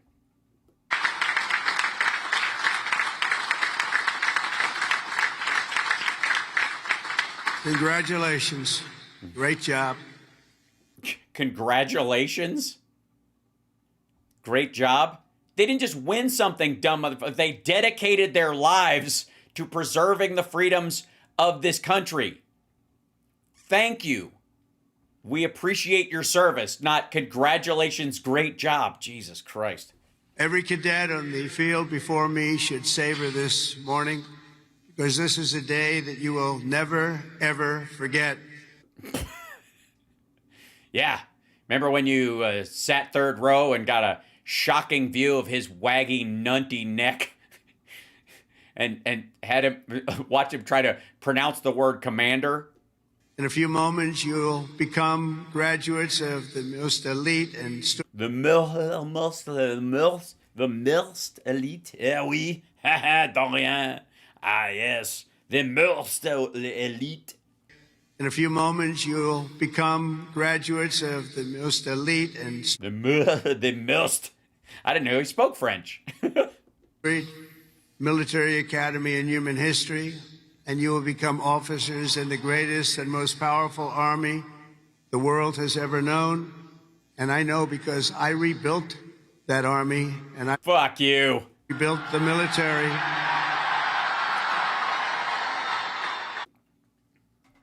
I gotta say, I suppose they're applauding and yelling, but it sounds like they're laughing. And we rebuilt it like nobody has ever rebuilt it before in my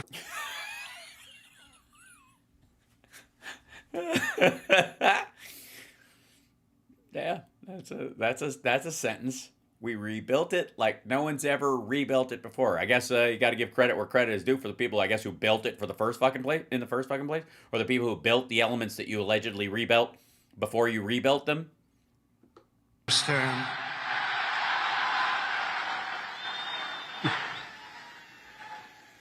Your experience here at West Point has been anything but easy, but Oh, it froze. Look at that. That's theirs. It's rolling. Ladies and gentlemen, quality video. you came for duty, you came to serve your country, and you came to show yourselves, your family. They cut away. It's interesting. Like they lost the shot and then they... What did they cut out? My guess on mic. Yeah, on mic fart. That would be my guess. And the world that you are among the smartest, toughest, strongest, most lethal. Grongest? Sorry. And the world that you are among the smartest, toughest, strongest, most Strongest. Look, the few, the proud, the strongest. lethal warriors ever to walk on this planet. Looking out at all of you today, I can proudly say, mission accomplished. Great job. Really? You're going to go with mission accomplished? But now you have to go on. You have to forget that. Because now you have another. It's a sad thing, isn't it? You know, you can't rest on your laurels no matter what. Rest on your laurels, motherfucker. They didn't... Again...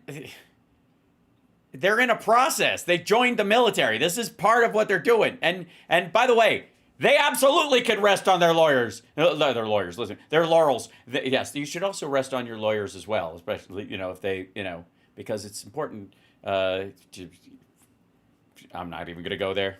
I'm not going to go there. Just because you graduated West Point doesn't mean you have to go into the military afterwards. You can rest on those laurels and then move on to another university or another.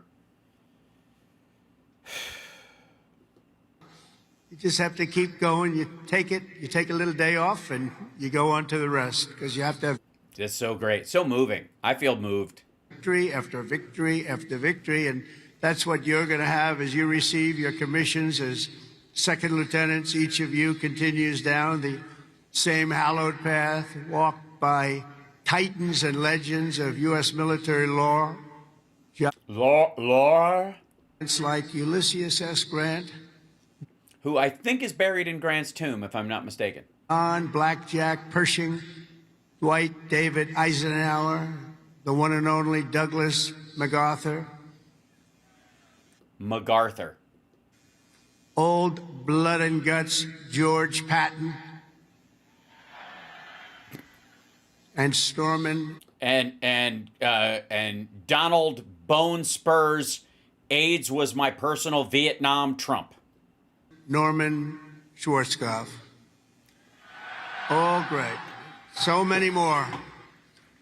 They and countless other patriots before you have walked out of these halls and straight into history, and today you officially join those immortal heroes in a proud ranks of...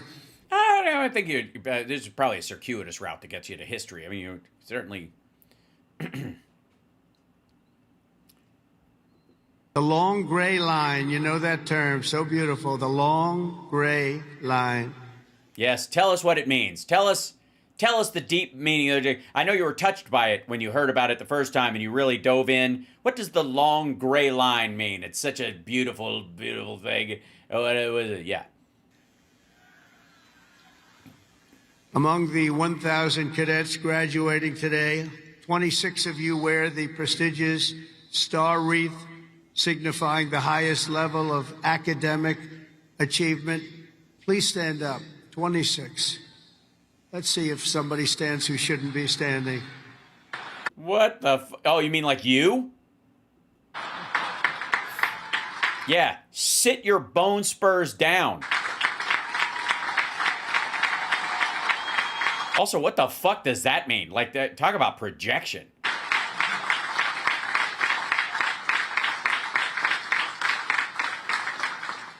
Congratulations. That's a big honor. This class includes an incredible 4 Rhodes Scholars. Stand up, please. 4.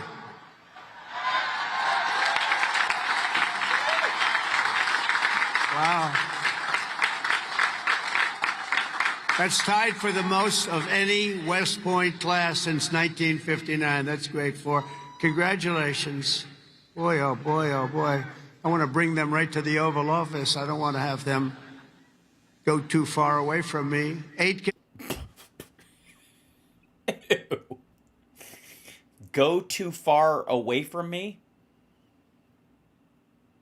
Why don't you just call him Tippy Top Perfecto? Here today took on the challenge of designing their own hypersonic rocket.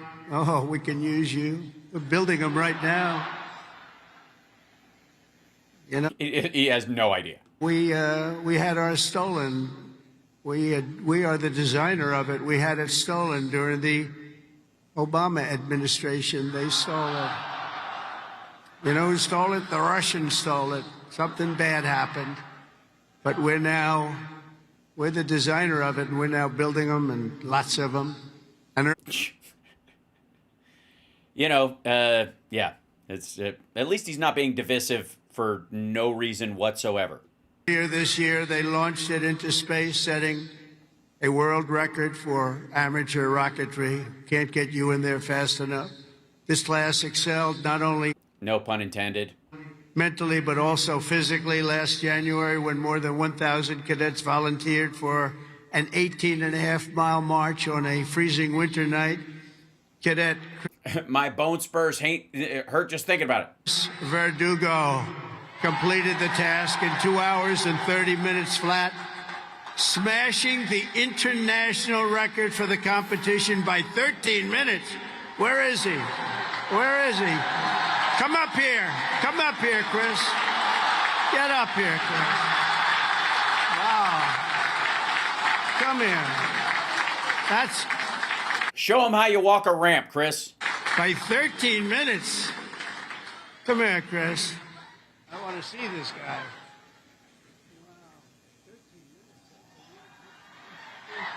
Say something. Come here. Come here. I want to steal some of your valor, buddy.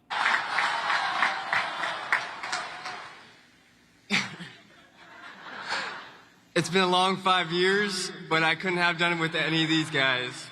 Love you guys all. Thank you. Wow, wow, he's wearing white pants too. Wow. Wow, he looks like he should be coming out of a clock or something. Wow. That's great. Keep it going, Chris. That really is a definition of Army strong, isn't it? International. International. This class includes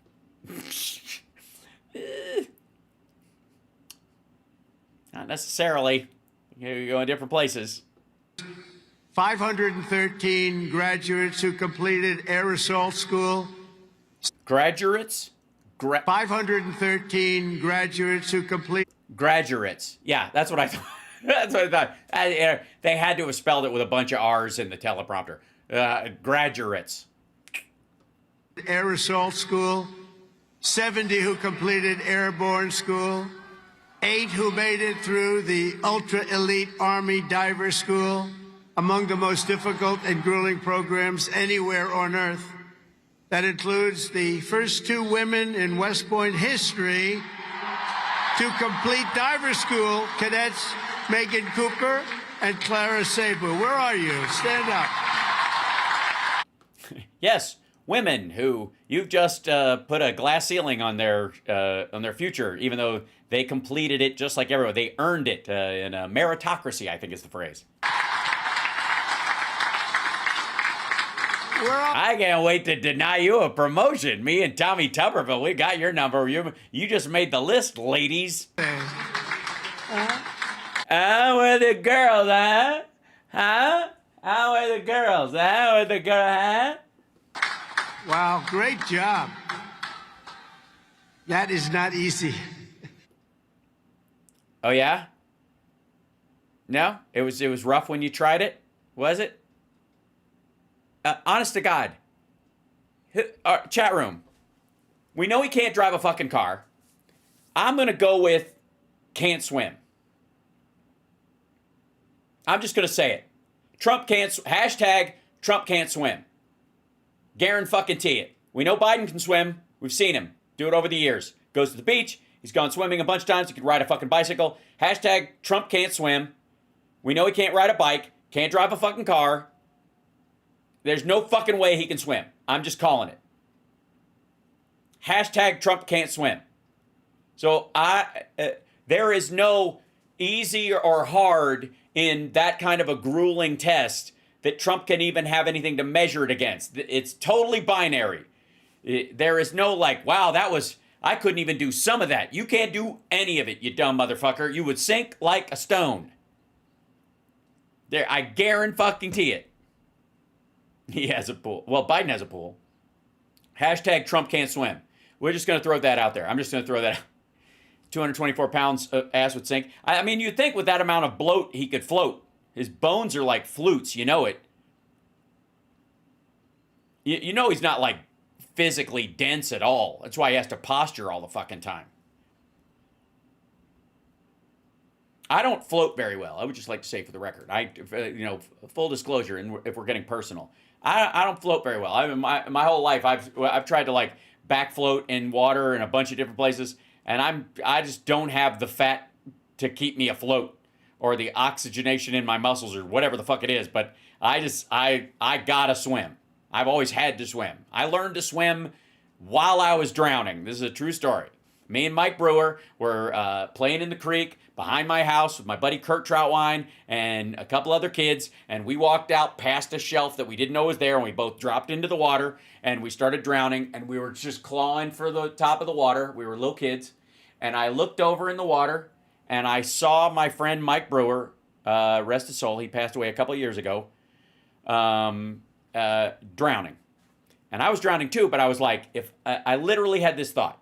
I'm underwater. I was like this. I was like, if I don't learn to swim, we're both dead. That was my thought. That was the thought that came to mind. And so I had remembered when my dad, there was a rat in the house, and it had eaten some rat poison we'd put out, I guess, but it crawled out in the middle of the living room floor. And my dad came home, and my mom and my sister were there, and they were like, there's a fucking rat or whatever. And I had put a pan over top of it because it wasn't moving. I'd taken like a giant mixing bowl and covered the rat with the mixing bowl, and I was like, it's under the mixing bowl. And my dad went and got a shovel, and he put it under the mixing bowl, and he took it out and threw it in the creek. And the rat hit the water and started swimming towards the shore. Even though it was drugged to almost death, right? It started swimming to the shore. And my dad, I'll never forget this, took this shovel he had and went, pap, and just hit this fucking rat. And that was the end of the rat. So, but I did remember how the rat swam. True story. I remember the rat doing this. And I was like, if a rat can do it with that fat ass, I can do it. So I think I was 8 years old or something like that. And I was like, I did this business. And I dog paddled to shore. And my buddy Kurt, rest his soul, he passed away a couple years ago too. I lost a bunch of people around COVID, just saying.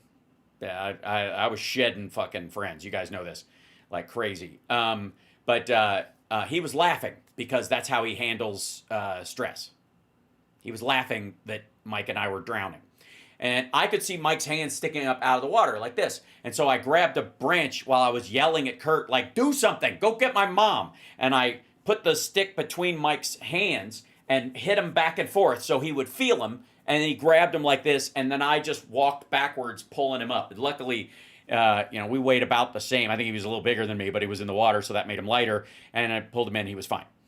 But that's how I learned to swim. After that, my cousin and I used to call it otter time. We swam, like, just fucking diving, staying underwater all we could. It was great. And maybe some people don't know, hit the like, share the show if you like the personal stories. I pulled 7 people out of that creek over the course of the time I lived in Peaks Mill. 6 out of the creek. One person I saved was at the pool in Frankfurt. 6 of the people that I saved from drowning were in the creek, and 1 was in Frankfurt's public pool. And I even had a twofer. My dad's friend had a daughter and a son. Son was younger.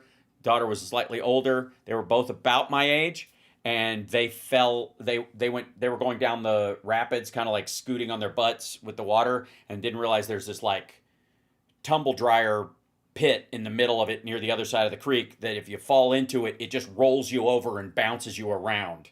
And they went in, bloosh, and didn't come up.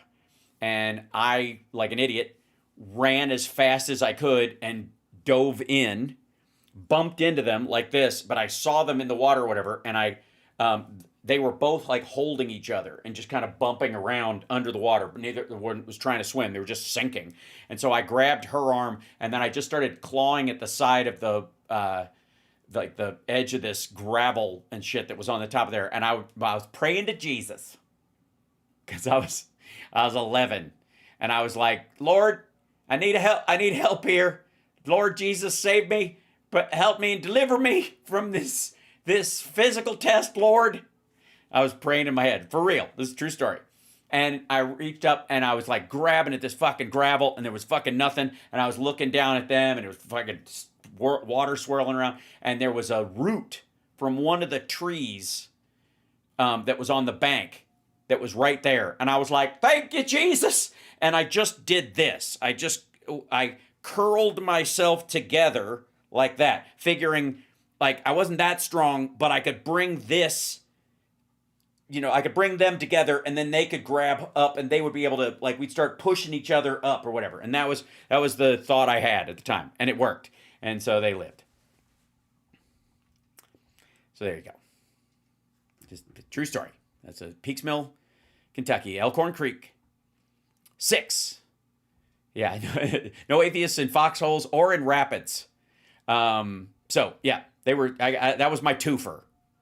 The other 4 were individuals, including a drunk fisherman who staggered out. I think he twisted his ankle or something, fell into the water, and basically whacked his head on a fucking rock. And I watched him go down, and he was going to drown in about this much water.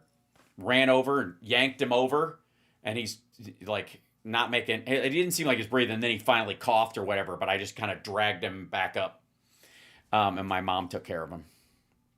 So yeah. That was the biggest person I pulled out, but I feel like the twofer kind of balances it out. Yeah. Yeah, there you go. So anyways, back to this asshole saying that swimming is hard. # Trump can't swim. Congratulations, Megan, Clara. That's a job well done. Fantastic. Thank you very much. That's a job well done. Yeah, I guess technically it is. Yeah, they're extraordinary. They're the first women to ever do that. Yeah, I would say that's a job well done. I got news for you, asshole. The people that fail are doing a good job. They're just not doing a great job. They're not getting over the hump. Some of you achieved a different kind of distinction here at the Academy, including 7 century men who completed 100 hours of marching for disciplinary, oh no, infractions. No, don't tell me I'm doing this. He didn't read it before. He has no idea. Oh, I'm so sorry. Would you like to stand up? I don't know.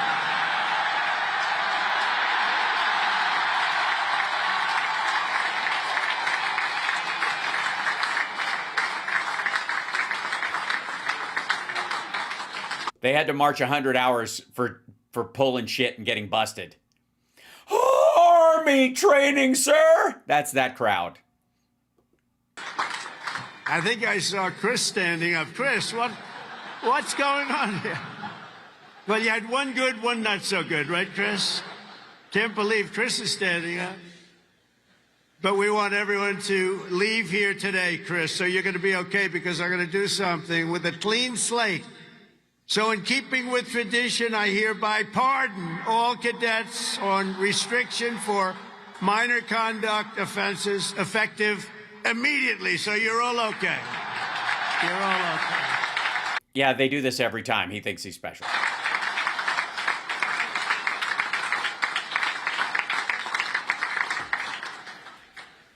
The class of 2025 is a lot to be proud of, including your first... Has a lot to be proud of. Has, not is. The class of 2025 is a lot to be proud of, including... Has a lot to be proud of. I mean, you can, I guess their parents would be proud of them, so is a lot, is. Your first-rate athletes and athletics. You are something. Yeah, an athlete X. That guy is amazing. His abs are crazy. I've been watching, too. I love the sports stuff. What you've done is pretty amazing. The sports stuff. Me too. Big sports stuff fan. Last year, for the first time ever, Army lacrosse became the #1 ranked men's lacrosse team in the entire country. Oh, how far the mighty have fallen. Explain the rules of lacrosse. Those of you on the team, stand. That's a big honor. Stand.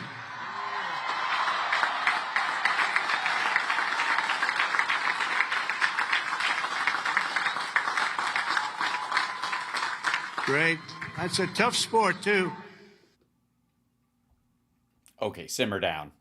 It's definitely challenging, but easy. That's #1 in the country.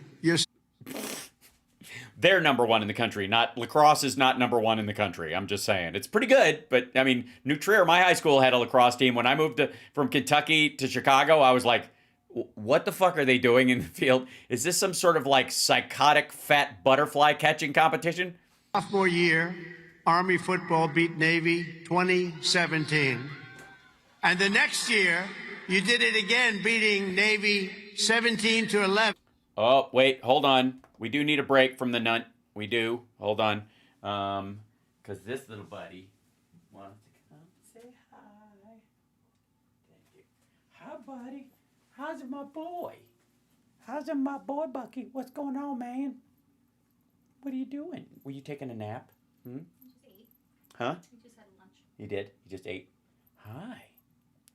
We're keeping him. We're keeping him. I mean, we have a pure white cat. I mean, it might only make sense. She can have a shadow and follow him around. He's fascinated by my ceiling fan, which is good because Chip is petrified by my ceiling fan, and we don't know why. Hi, buddy. What are you doing? You okay? He's like, what is that? That's amazing. He does. Does he still hate his? He's gotten better. He's gotten better with his. He knows when he gets necklace. Around, he gets to go around the house. It means he gets to run around. Yeah. Mm-hmm. Hi, buddy. Yeah, he sits like this. He'll lay over like this. He probably won't right now because he wants to climb on my stuff. But he likes to lay around like this. Right, buddy? This is, yeah. So, currently Bucky, but we'll see if he takes to it. I think so, though. Bucky, what's happening? What's happening? He's just staring at the ceiling fan. It's amazing. Hi, buddy. Yeah. I could do this all day. So yeah, you guys get to see him. There he is. He'll be around a bunch. You'll watch him grow up, and you're like, oh my God, I remember when he was this big, right? And before Christmas, he's going to be enormous. What do you think, buddy? What do you think? It's your belly, your shaved belly from. It's so embarrassing. I'm sorry, that's so wrong. Yeah. He got neutered. But they thought he was a girl. Yeah. So we take. That's the only reason his belly We got shaved. we got 2 cats. But I mean, sorry, 2 boys and 2 girls. And they thought they were all girls or something, and they shaved their bellies and they had their names all wrong. It was very silly. I mean, bless their hearts, they do this all day long. So there you go, buddy. You want to try and get to the fan? You think you can make it? Do not try to jump. Do not. Do not, young man. Do not. What are you doing? He's just gonna. He's like, what, dude? Do you have any idea what's above your head? That thing could decapitate you in a second. Should I just put little ribbons on it so you can just go? He totally would. I think what we got to do is get like a little green screen perch, like about this high. You let you sit there? And just sit, yeah, let him sit there, just levitate. In the middle of the sky, yeah. Because he's such a sweetie. He's such a sweet little man. Yeah. Try to feed 9 of them. We had 28 cats on our farm in Kentucky, so they're all, barn and porch cats, but still. The 2 main ones were the Hulk and Miss Kitty. Miss Kitty was the mom of most of them, and the Hulk was the dad. And he was this gray-green short hair that was huge, meaty cat, kind of like Chip. And then you're going to give yourself a neck cramp, kiddo. What's it doing? What's it doing? What's it doing? He's so laid back. Check this out. Isn't this great? He's just such a relaxed little buddy. He is. He's just fascinated. This is great. Okay, now we're passing back. Love you. Thank you for bringing kitty time. You're welcome. Mm-hmm. Mwah. Come on, little man. Yeah, he gets to. Here, I want to shut my door in case Murph decides to come in. Still. Yeah. So we're keeping him. He's. You have 34 barn cats. I applaud you, Howie. So cute, right?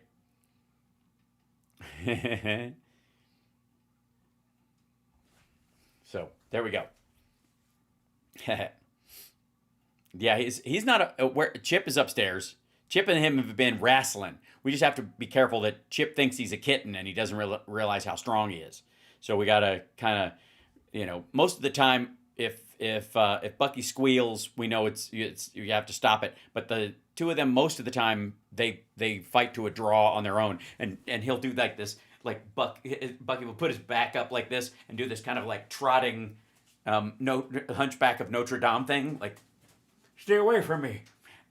It's really cute. He trots. It's really cute. So yeah. So we have that. Yeah, we love him too. He's a good time. So, all right, now back to this bullshit. Enough happiness and joy. Back to this dipshittery. And dominating Air Force 23-3.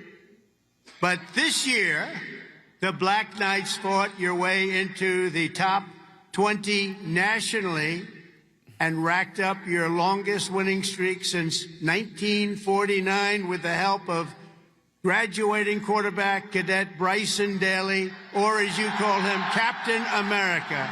Captain America. Stand up, Bryson. Where's Bryson? We got to get him up here, right? Come on, Bryson. Notice he didn't invite the girls up, but okay. I'm okay with that, actually, because I don't want them to have to be anywhere near him. Man, oh, man.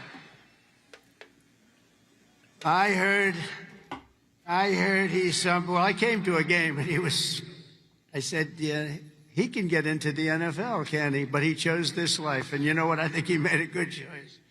Come on up here, Bryson. Come on up. Wow.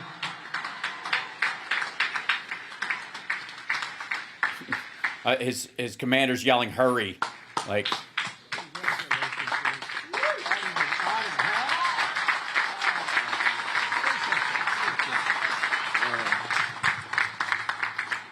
Go Army football.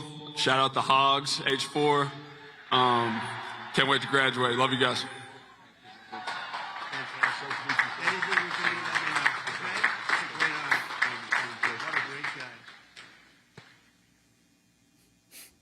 I just tapped his shoulder. It's like I hit a piece of steel. Guy's in good shape. There's a reason, you know? There's always a reason for success. Thank you, Bryson. Yeah, you mean he dedicates himself to something and keeps at it for a long time, like everybody around you except you? At a time when other top college quarterbacks were thinking about going pro, Bryson's mind was on something else. As he told an interviewer earlier this year, I'm focused on my career as an infantry officer. That's what he wants to do. So, Bryson, you did the right thing, and that's service at its finest. Thanks, Bryson. Thanks, Bryson. Okay. Amazing. He's an amazing guy with an amazing team. Each of you on the Yes, we all heard the part that was in the teleprompter. field today is among the most talented members of your generation. You could have done anything you wanted. You could have gone anywhere. You could have gone to any school. This is one of the hardest schools to get into. And writing your own ticket to top jobs on Wall Street or Silicon Valley wouldn't be bad. But I think what you're doing is better. Instead of... No, you don't. Don't lie. No, you don't. You wouldn't let your sons join the military. You threatened to disown them if they did. Bullshit. You do not think that military service is superior to going to Silicon Valley or fucking Wall Street. At all. That's a lie. sports teams and spreadsheets and software, you chose a life of service, very important service, instead of stock options. And I do that stuff. It's sort of boring. Yeah, you do stock options, and it is sort of boring. Yeah. Honestly, compared to what you're doing, it's real boring. You chose honor and you chose sacrifice. And instead of business suits and dress shoes, you chose muddy boots and fatigues, keeping yourself in shape. Because West Point cadets don't just have the brightest minds, you also have the bravest hearts and the noblest souls. You're amazing people. I could not be more proud to serve you as your commander-in-chief, and our country is doing well. We've turned it around very quickly. Jesus Christ. Stop trying to steal their moment, you lazy, weak little limp dick fuck. Around.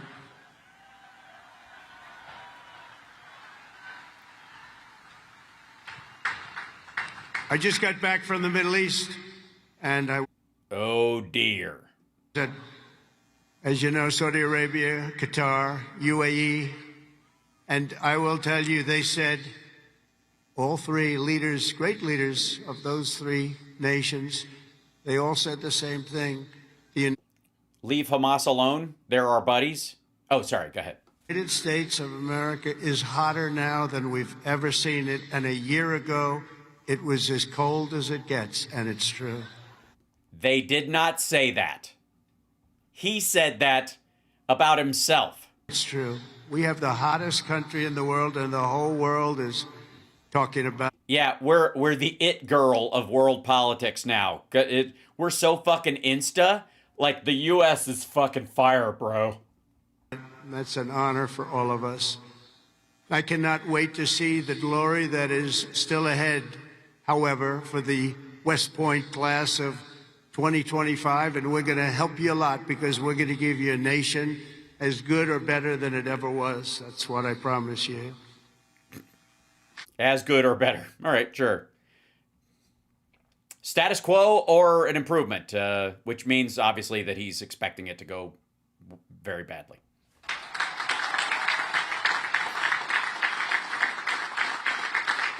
All the victories that you've had together on these grounds will soon pale in comparison to the momentous deeds that you'll perform on the mission you're accepting today. And as a future leader of America's Army, and we have that Army geared up, we have ordered. As future leaders of America, like the idea, there's a whole bunch of these fuckers. You do realize, oh, Jesus. No, we just went $1 trillion military budget, General. Do you know that? $1 trillion. Yeah, you have not passed that yet.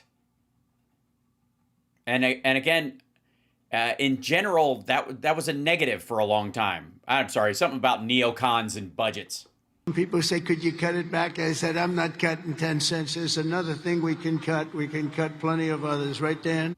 Yeah, Medicaid, Medicare, SNAP, Social Security, tax breaks for billionaires. No, we can't do that, obviously. We can cut plenty of other things, and you have a good man in Dan, too, General. I think you're going to find that. It's a very different warfare out there today now. Yes, there is a different warfare out there. Introduced a thing called drone. A drone is a little bit different. It makes you have to go back and learn a whole new form of warfare, and you're going to do it better than anybody else. There won't be anybody close. Generation. Well, obviously the Ukrainians have a big lead. The generation, the men and women of the Army have done whatever it takes to defend our flag, pouring out their blood onto the fields of battle all over the world. And all over the world, you're respected like nobody is respected. Our soldiers have sprinted through storms of bullets, clouds of...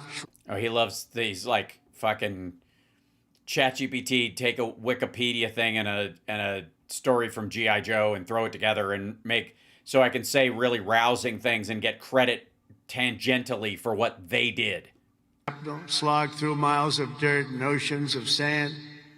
Stuff that I told my sons I would disown them if they ever did anything like that. Scale towering cliffs of jagged rock. And time again, the American soldier has charged into the fires of hell and sent the devil racing in full retreat.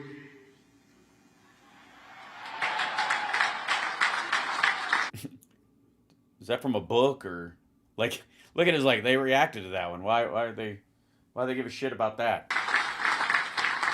No task has ever been too tough for America's Army. And now that 250-year legacy of glory and triumph belongs to you, the 1,000 newest officers of the... This is like the least inspiring West Point address I have ever seen. It's not hard either. All you do is tune in, if you're capable, to the seriousness of what they're facing and the accomplishments that they have made. Feel it even the slightest bit. Have it resonate with things you haven't accomplished in your life and things you have. And pay tribute to the work that they've done. You don't have to... and also, such a great... You have walked into hails of bullets, run across the backs of sharks, kicked the devil in the gym, and flown your airplane into a tornado of hellfire. And you will always get the appreciation from me and my administration. This fighting force in the history of the world, and that's what you are, and that's what you're being thought of again. They never weren't, stupid. You are the first West Point graduates of the golden age of America. This is... Fuck off. Golden age, I tell you. Promise. Yeah, totally. And his word's worth a lot. Ask Ivana. If you golf, I suppose you could, have a seance or something. We're in a new age. This is the golden age. Yeah, it totally is. Absolutely. Yes, it feels like the 20s. And you're... Like 29. Going to lead the Army to summits of greatness that has never reached before, and you see that. You see what's happening. You totally see it, and it's doing it right now, and summits like nobody's ever summited before. What's going on in the world. Each of you is entering the officer corps at a defining And that's moment. President Trump right there. Oh, fuck. You guys are bailing on him? Oh, shit. Hold on. I gotta find another version of this. God damn. They just ditched out on this dickhead at the end? Hold on. And he was a happy guy. Oh, this is the part. 40 years. So as Commander-in-Chief, let me offer a few words of advice as you begin your Army careers. And I thought I'd do this, and I can make this to a civilian audience or to a military audience. It's pretty much the same. Yeah, it's pretty much the same. Civilians, military. You guys are just cogs in the wheel to me. And obviously, I say different things to billionaires, especially sheiks and oil, billionaires, those guys I fucking fillet. But you guys, I'll shit something out. Recently at Ohio State, and they really liked it. I gave them a little advice as to what I see for what you want to do. Oh, I see. So you're just repackaging the last speech you gave. You couldn't be bothered to come up with a fucking hell. I appreciate you guys more than anybody's ever appreciated you. And to prove it, I'm going to plagiarize my own speech from the last commencement I gave because I really don't give a shit.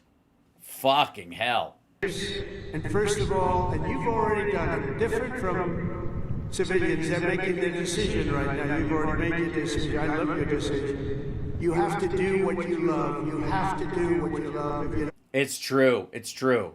And if what you love is living off your father's fortune and bankrupting the company a couple of times and then being a game show host while you're sexually assaulting women across New York and the tri-state area, that at least you're doing something that you love as you're reviled. love it, you'll never be successful at it. And you've done this, and you really, many of you in the audience, many of you that are graduating, you come from military backgrounds or you love the military. It's what you want to do. It's what you want to talk about. Whatever gave you that idea? The fact that they decided to go to West Point? Also, you already stated that only a third of them come from military backgrounds or military families. So 2/3 of them don't. They chose it specifically. One thing I see about people that love the military, that's all they want to talk about. I'll be out to dinner. Generals, if they love their job, usually the only good ones are the ones who want to talk about it all the time. What? But if they talk, that's what they want to talk about. No, you don't talk about them. You don't talk to them unless that's what they're talking about. You couldn't give two fucks about them. They're basically public servants to you, and that's terrible. Really, very rarely see somebody who's successful that doesn't love what he or she does. You have to love what you do. In your case, the military is what you chose, and I'll tell you what, you cannot go wrong. You're going to see it too. You're going to love it more and more with time. You know, I work all the time. That's all I do is I work. Whether it's... He went golfing right after this. And he also skipped the return of 4 dead soldiers from Lithuania because he was golfing. He literally, I mean, I don't know if the kids that are at this thing know that, but he skipped the dignified return of our soldiers from Lithuania to go golfing. Politically, or before that, I was a very good businessman, in case you have... Really good. But I was good because I loved it. I loved it. I learned from my father a little bit. My father was a happy guy, and all he did was work. He'd work Saturdays. Yes, nothing could be make him happier than staying away from his family, mainly you. Sundays, he'd work all the time, and he was a happy guy. Just. And then he would come home, and he was like, ugh, this guy again. I'm going back to work. Loved life. And I learned that. I said, you know, it makes him happy. I've seen other people that never work, and they're not happy. They're homeless, they're drug addicts, they don't seem happy to me. I mean, they're smiling a lot, but there's not a lot of teeth there, so I don't know if that's a real smile, if that qualifies on the merits. I love it. Otherwise, you won't be successful in the Army. There are a lot of different paths you can take, so follow your instincts and make sure that you take the path that you love, that you're doing something that you love within your... Genius. This is awesome.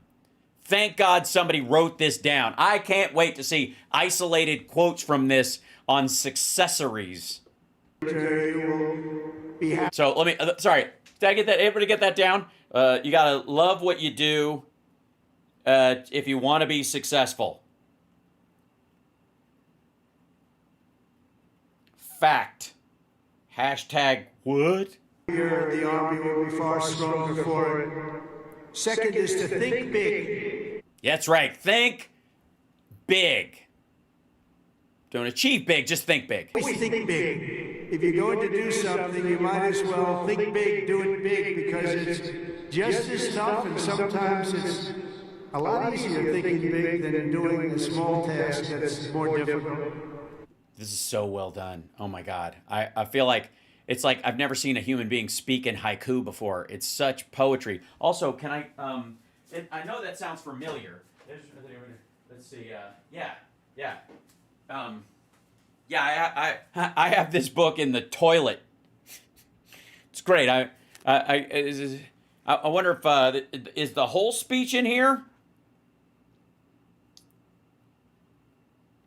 Winning requires getting up off your affirmations. I heard that from a guy. If you argue for your limitations, you get to keep them.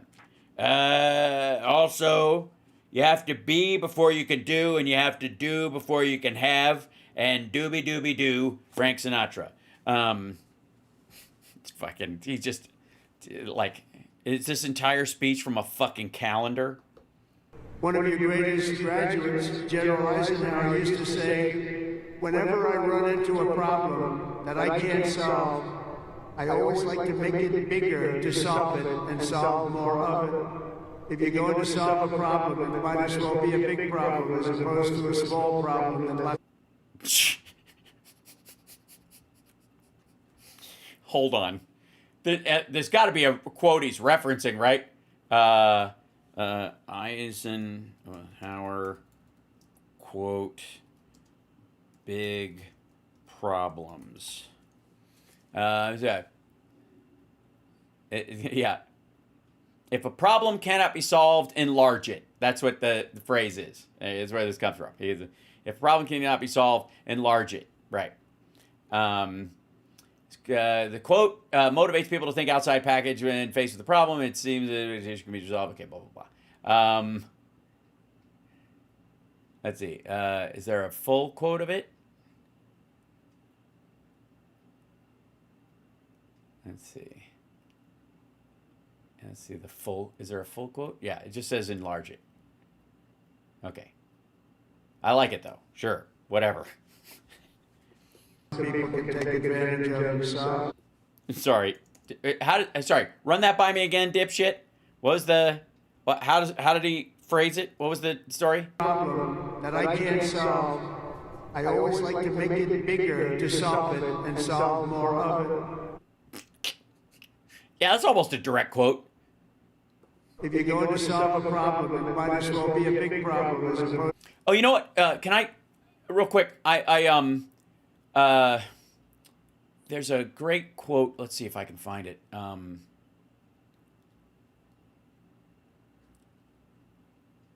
Yeah, here you go. Don't join the book burners. Don't think you're going to conceal faults by concealing evidence that they ever existed. Don't be afraid to go in your library and read every book.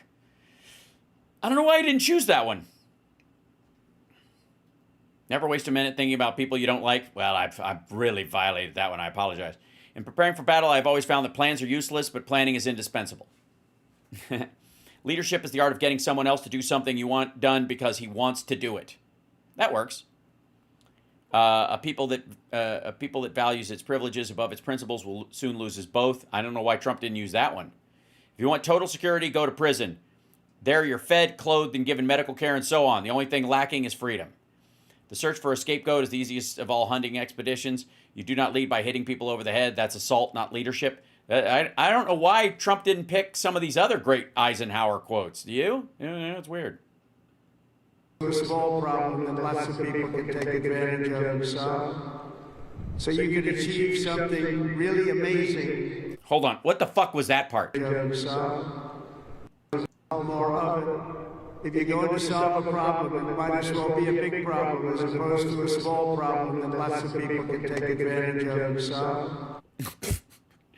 Well, if lots of people can solve it, then it's been solved already, I guess? Or you can, delegate it? Never delegate. Thanks. All right, I'll write that down, too. So you can achieve something really amazing. Think big.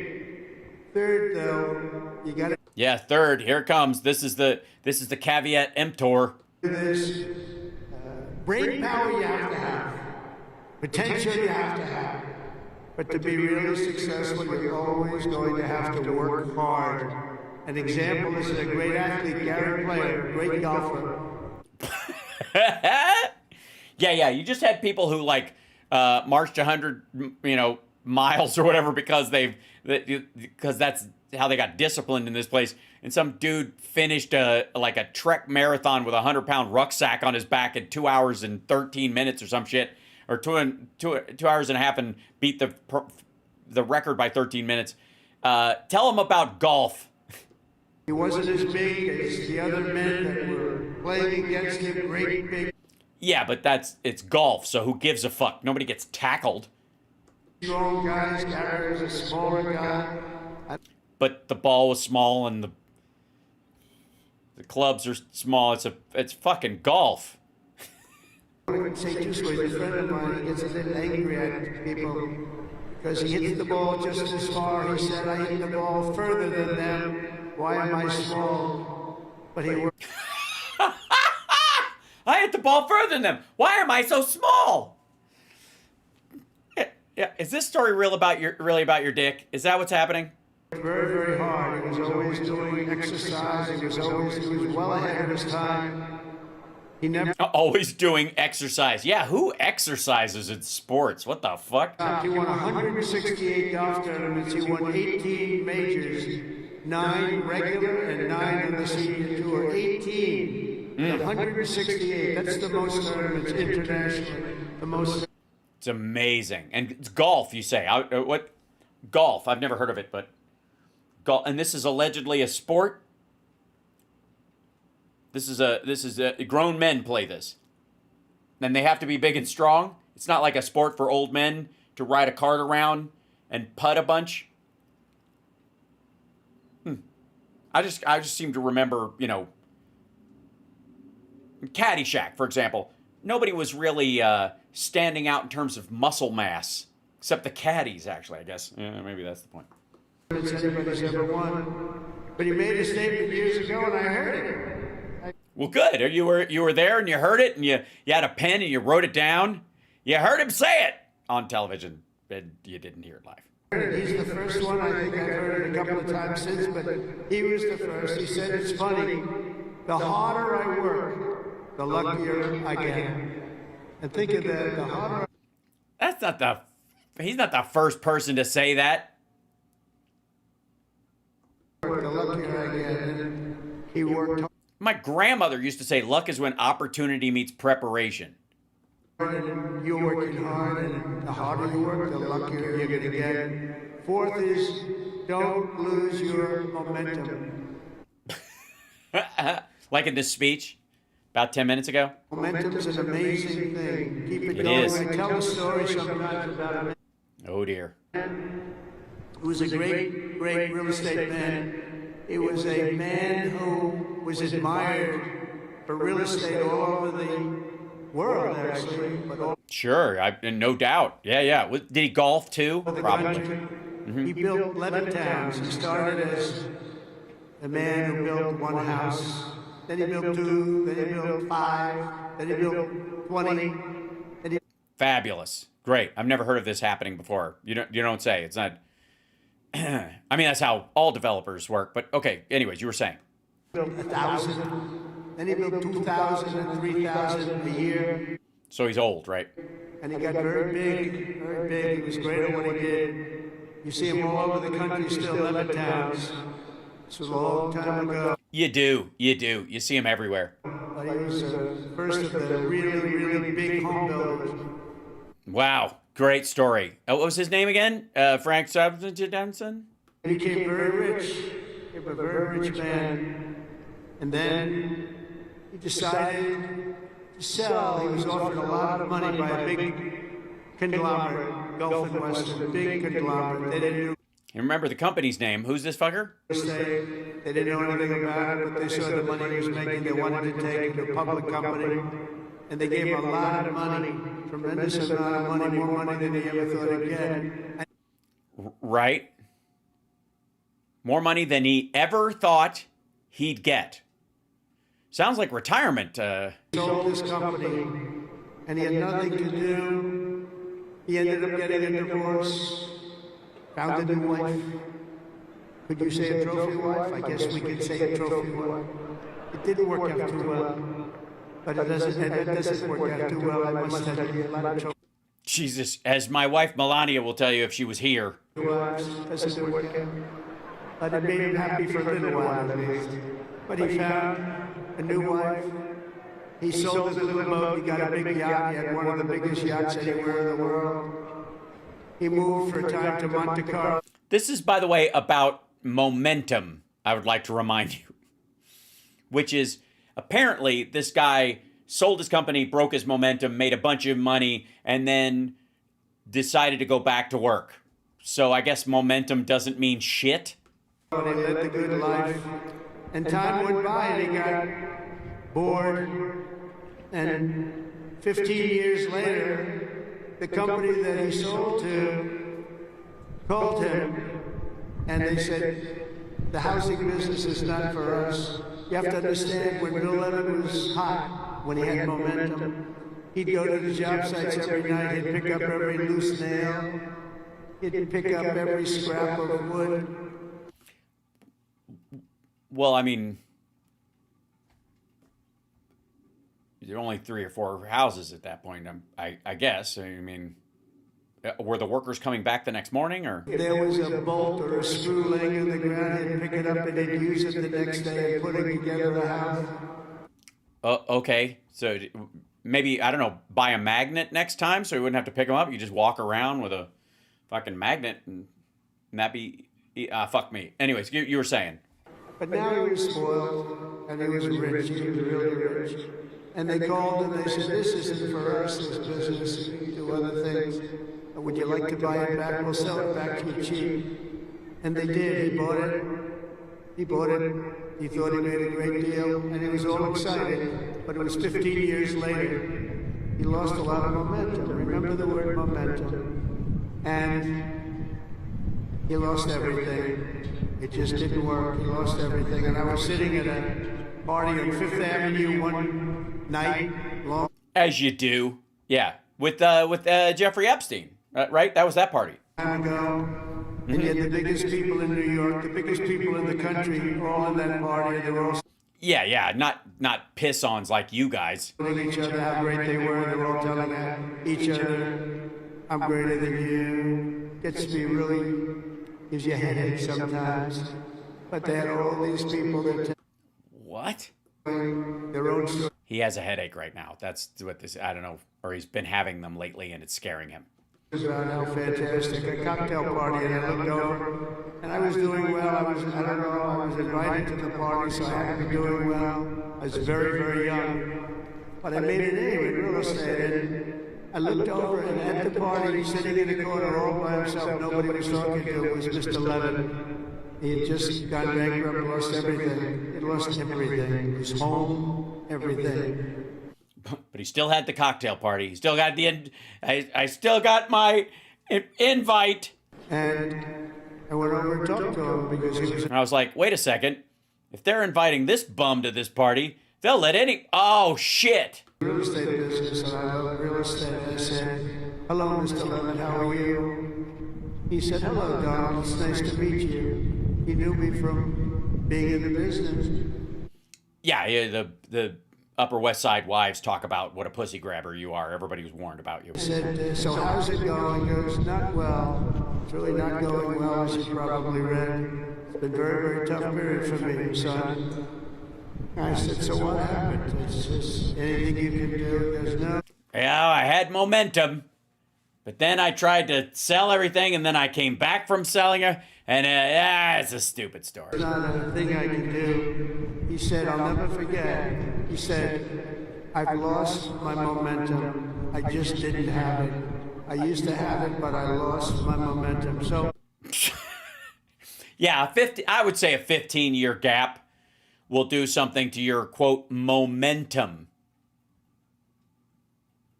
The reason he lost his business at that point was not because he lost his momentum, but he was thinking in terms of you can take a 15-year pause from an entire industry and think you can just pick up where you left off and it should just zoom straight ahead. Maybe the failure had nothing to do with momentum, but the kind of person who thinks they should be able to maintain momentum after 15 fucking years. It's a story I tell. Yes, yes, it's great. Totally, we've all learned so much.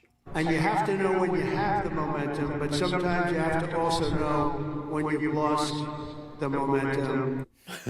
Like you're sitting next to Stormy Daniels and you're midway through Shark Week and you're like, I don't know, normally tits like that do it for me, but something's not happening. Maybe I need to watch something scarier. And so you just watch a little more Shark Week and still not even a wiggle. And you're like, this is going to go very badly. And then you get halfway there and then you're like, it's going to be over in 3 minutes anyways. What do I care? And then momentum. And leaving a field sometimes, leaving what you're doing sometimes is okay. But you gotta have momentum, but you have to know that momentum is gone. You have to know when to get out. Jesus Christ. This is so inspiring. I'm back. I'm closer to myself now than I ever have been. What the fuck? It's a very sad story. I remember that story so well. Yes, we'll never forget. Chat room, does anybody know what the dipshit is talking about? A long 3 minutes for Stormy, yeah. Like, these kids have got it, like, you do realize they're all wearing dress uniforms, right? Get this shit over with. Holy fuck. Yesterday. Fifth, you have to have the courage to take risks and to do things differently. Eisenhower again was threatened with court-martials as a young officer for advocating a new doctrine of tank warfare. Billy Mitchell was thrown out of the Army for pioneering the use of air power. They said, what do you mean air power? Don't be ridiculous. Men can't fly. What are you doing? Men aren't owls. This is Satanism. Willing to try and do things differently. It's never going to be easy for them, but they're the ones that are going to really do the important things. They're the ones who are going to make history. So don't be ashamed and don't be afraid. This is a time of incredible change. Yes, to all the trans people in the military, don't be afraid to be different. Oh, fuck. And we do not need an officer corps of careerists and yes men and people that want to keep it going the way it's been because it changes rapidly, especially what you're doing. Yeah, you don't even know the drones are going to do, like, you guys aren't going to do anything. You'll probably be sitting there playing video games and not even realize you're bombing a village. Because believe it or not, you're in a business profession where things change as rapidly like warfare, the type of warfare. Yeah, it's so true, except it isn't. Literally, the battlefield in Ukraine and Russia looks very similar to World War II on so many fronts. Like, the drone part of it is a big deal, but we're talking about artillery, gunfire, tanks, troop carriers, fuel issues, supply lines, all the shit. Fortunately, we're getting to see it with Russia and Ukraine. Yeah, fortunately. It is fortunate. I agree. Thanks so much for pointing that out. It was lucky us. And lucky the Ukrainians were invaded so they can learn a lot about modern warfare. I think it's great. And we're studying it, and it's a very terrible thing to study. It is. Thanks for clarifying. But we're seeing the different forms of warfare. We're seeing the drones that are coming down at angles, with speed and with precision. We've never seen it. The angles are the thing that scare me. I mean, what is that? Holy shit, is that 32 degrees? God damn. Like it. Never seen anything like it. And we're learning. Yeah, maybe you don't even, depending on the angle, you may not see it at all. From it. But your profession changes very rapidly. You've got to keep. No, it doesn't. No, it does not. You've got to be at the top of it. You've got to be right at the head of the needle.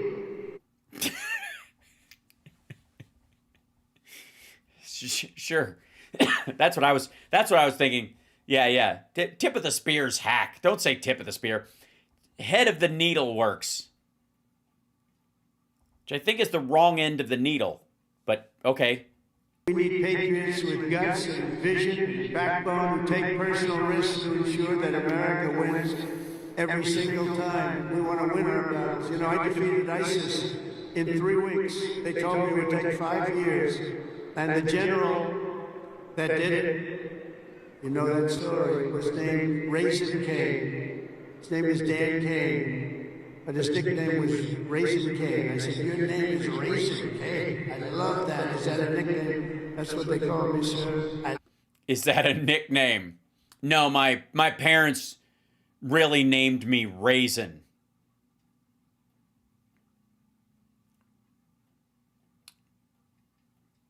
They named my older brother Grape, which is, ironic. And my sister's name is Sugar. I think it's the guy I'm looking for. I want to know a guy named Raisin Kane. He is now the head of the Joint Chiefs of Staff and is a highly respected man. And we defeated, think of it, ISIS. They said, how long in Washington? Sir, it will take 4 years to defeat them, maybe 5. And maybe we won't because they're all over the place. Yeah, they're still all over the place. And then I met a man that said we could do it in 3 weeks, and he did it in 3 weeks. No, he didn't. And that's He also didn't say that. he's the head of the Joint Chiefs of Staff right now. And we did things that nobody thought were possible. We've had great military success. When you have the right leader and you have the right people, we have the right people, you can have tremendous success. Success. Never lose your faith in America and the American people because they're always going to be there for you. I went through a very tough time with some very radicalized, sick people. Aw, are you okay? Do you need to sit down? Do you need to rest your bone spurs? Do you need your whoopee? And I say I was investigated more than the great late Alphonse Capone. Late great Alphonse Capone. He wasn't great because he was late. Alphonse Capone was a monster. He was a very hardened criminal. I went through more. Yeah, they know. They're 18, 19 years old. Yeah. Investigations than Alphonse Capone. No, you didn't. Now I'm talking to you as president. Can you believe this? Can you believe it? Yes, we've sunk so low. So you gotta fight hard, you gotta never give up, and don't let bad people take you down. Great, thanks. Yeah, I think they teach them that in boot camp. You gotta take them down. A lot of Sure. Oh, that's week 2 in boot camp. people out there, those people you have to figure it out. But you also Yeah, there are a lot of bad people out there, and those people you got to figure it out. finally hold on to your culture and your traditions because that's what makes something really great. And that's what's made the Army great. The culture and the tradition. Yes, yeah, no more of this, like these weird hazing rituals where everybody dresses as a fucking massive fervor bullshit that's been going on lately. Stick to the old stuff, you know what I mean? Marching, things like that. Army training, sir. Talking about a battalion, a business, a sports team, or even a nation, history has shown that in many ways culture is destiny. So do not let anyone destroy the culture of winning. You have to win. Winning is a beautiful thing. It is. Thank you. Write that down too. Winning is beautiful. I'm running out of ink on this thing. Hold on one second. Winning is a beautiful thing, he said. Beautiful thing. Okay, great. Thank you. That's great. Is that a chapter title, or is that how you anchor the whole book? Losing, not for us. No, it's not for us. It's not for everybody here. If it was, you wouldn't be here. From the earliest days of our nation, this supreme tradition of American military service has been passed down from soldier to soldier and generation to generation, and it's a beautiful thing to watch. Graduating today is Cadet Ricky McMahon, Ricky's great-grandfather. Stand up wherever you are, Ricky, because you're going to like this. Ricky's great-grandfather served in World War I. His grandfather served in World War II. And his uncle, father, and mother all graduated from West Point. Where is Ricky? Ricky Bobby, shake and bake. In 2004, when Ricky was just a little tiny boy, who would think about that, Ricky, a little tiny boy? His dad, Lieutenant Colonel Michael McMahon, made the ultimate sacrifice for our nation. Jesus Christ. Maybe read ahead a little bit. And he was just a little boy. His dad died. Oh, shit. Afghanistan. Today, Lieutenant Colonel McMahon rests not far from here. Jesus Christ. The West Point Cemetery. Last year, 2 decades after losing his father, Ricky placed a gold chip from his dad's 1985 class ring into a crucible along 87 other rings were with it of past West Point grads that were melted down to forge those now worn by the class of 2025. Do you all know that? Do you know that? What? Yes, they do. Of course they know that. Do you guys know what you're wearing? Jesus Christ. Ah, this is fucking embarrassing. Did he say I want one? Yeah. What do you wear? I want one. Fuck you. Oh my God. I want one that's melted down from all the one he planted at his father's fucking grave. I want one. Ricky, I want one. Jesus Christ, he put it in his father's grave, you creep. Each of you will carry Michael's memory with you always as you continue the legacy he gave you. It gave you something that would be so proud. He would be so proud. He is. Oh, God damn it. This is fucking cringe. She looks down to Ricky and his mom, Jeanette. You embody what this place is all about. And I know Michael. He's up there. He's smiling broadly. So proud. He's so proud of you today. You know that. And he's a man that couldn't be, and he is a man that couldn't be more proud. And I want to just, I just love that. He's dead, you fucking weirdo. He's a man that couldn't be more proud. He's fucking dead. You don't even know what you just said. Everybody's ring, they're going to remember you, they're going to remember your family, and most importantly, you're going to remember a great tradition. Fuck you. No, you don't dovetail it back into your speech, asshole. Remember your father. They all shared in it because of his father. That's what the point of this was.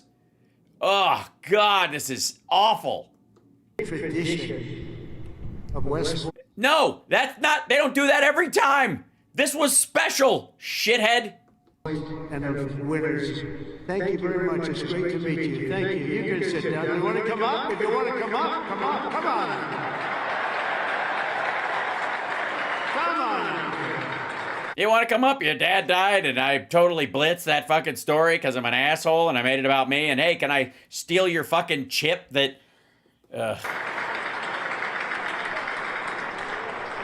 That's nice. Oh, that's nice. You're a handsome guy. They're all good looking here. I don't know what's going on. The whole crowd is beautiful. Thank you very much.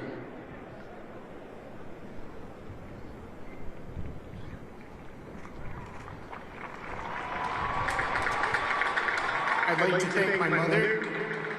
I'd like to thank my family. And I'd like to thank G3, Go Gophers.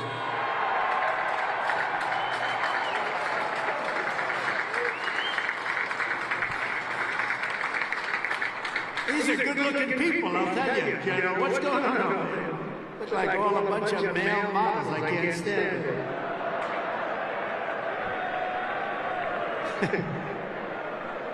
For 2.5 cents. Yeah, they I hear they work out. I don't know. Might be the case. I don't know. Our republic has endured because of heroes like Michael that laid down their lives for America, and because young people like... Look at him fucking telling this story with his fucking elbow on the lectern. Like, you know, we don't have love today, kids, you know? When the shark bites with his teeth, I'm talking about love. All of you have picked up the banner of service and carried forward the flag of freedom from Lexington to Yorktown. Oh shit, he's just lifting this from the end of his fucking, like, this the little military chunk he threw into his speech every so often. Oh, fuck. from Gettysburg to Sicily. Yeah, he's done this before, like this piece. Like, he should be playing this. And from Incheon to Fallujah, America has been won and saved by an unbroken chain of soldiers and patriots Yeah, who ran to the QAnon shit. Yeah. down the guns, leapt into The fiery tornado of bullet fragments and told the devil to suck their dick. Right. all of battle and charged into the crucible of fire to seize the crown of victory, no matter the odds, no matter the cost, no matter the danger. All over the world, our soldiers have made sacred the ground where they shed their blood. Yes, where you called them suckers and losers, and you couldn't figure out what the fuck was in it for them, and Their valor. From Seminary Ridge to San Juan Hill, I like all the alliteration. Omaha Beach, Leyte Gulf, Ardennes Forest, Chosen Reservoir, all over, and even a place called Pork Chop Hill. And in all of those battles and so many more, some of the best, brightest, and bravest have come from right here at the U.S. Military Academy at West Point, one of the great favorites. Real quick. When you give a speech to a graduating class of a military academy, you can lead with the sacrifice, the ultimate sacrifice stuff, and tell the story about the people who gave their lives for this country, and that is the honor tradition that the people enter into. But I would not just start stacking names and corpses like fucking cordwood, discussing about, like, a lot of those dead people came from right here. Like, that's not how you finish the fucking speech. Ugh. Places anywhere in the world. America's Army has never failed us, and with leaders like the West Point class of 2025, the Army will never fail. We will never let you down. I'm sorry, you're in the Army now? I thought he was in the Navy. Wasn't that the... Sorry. Right. Sorry, that's the Village People song, not the actual armed forces. And over the last week, I had Oh dear. the honor of speaking to the heads of many countries, and they would say, 2 weeks ago, they said, the 8th, they said, sir. Tears in their eyes, big strong leaders of foreign countries, tears rolling down their cheeks. They said, sir. We're celebrating the victory today of World War II. And I said, wow, that's nice. Wow, when was that? I didn't even know about that. There was a, wow. Then I call another one, unrelated. Sir, we're celebrating the victory of World War II. Yeah, they would bring this up. What the fuck is with his voice there? Then I call Hold on. They said, oh, we're going to bring the victory of World War II. We're celebrating the victory of World War II. World War II. Then I called President of France or something, also unrelated. He said, sir, we're celebrating our victory over World War II. I said, whoa, what happened here?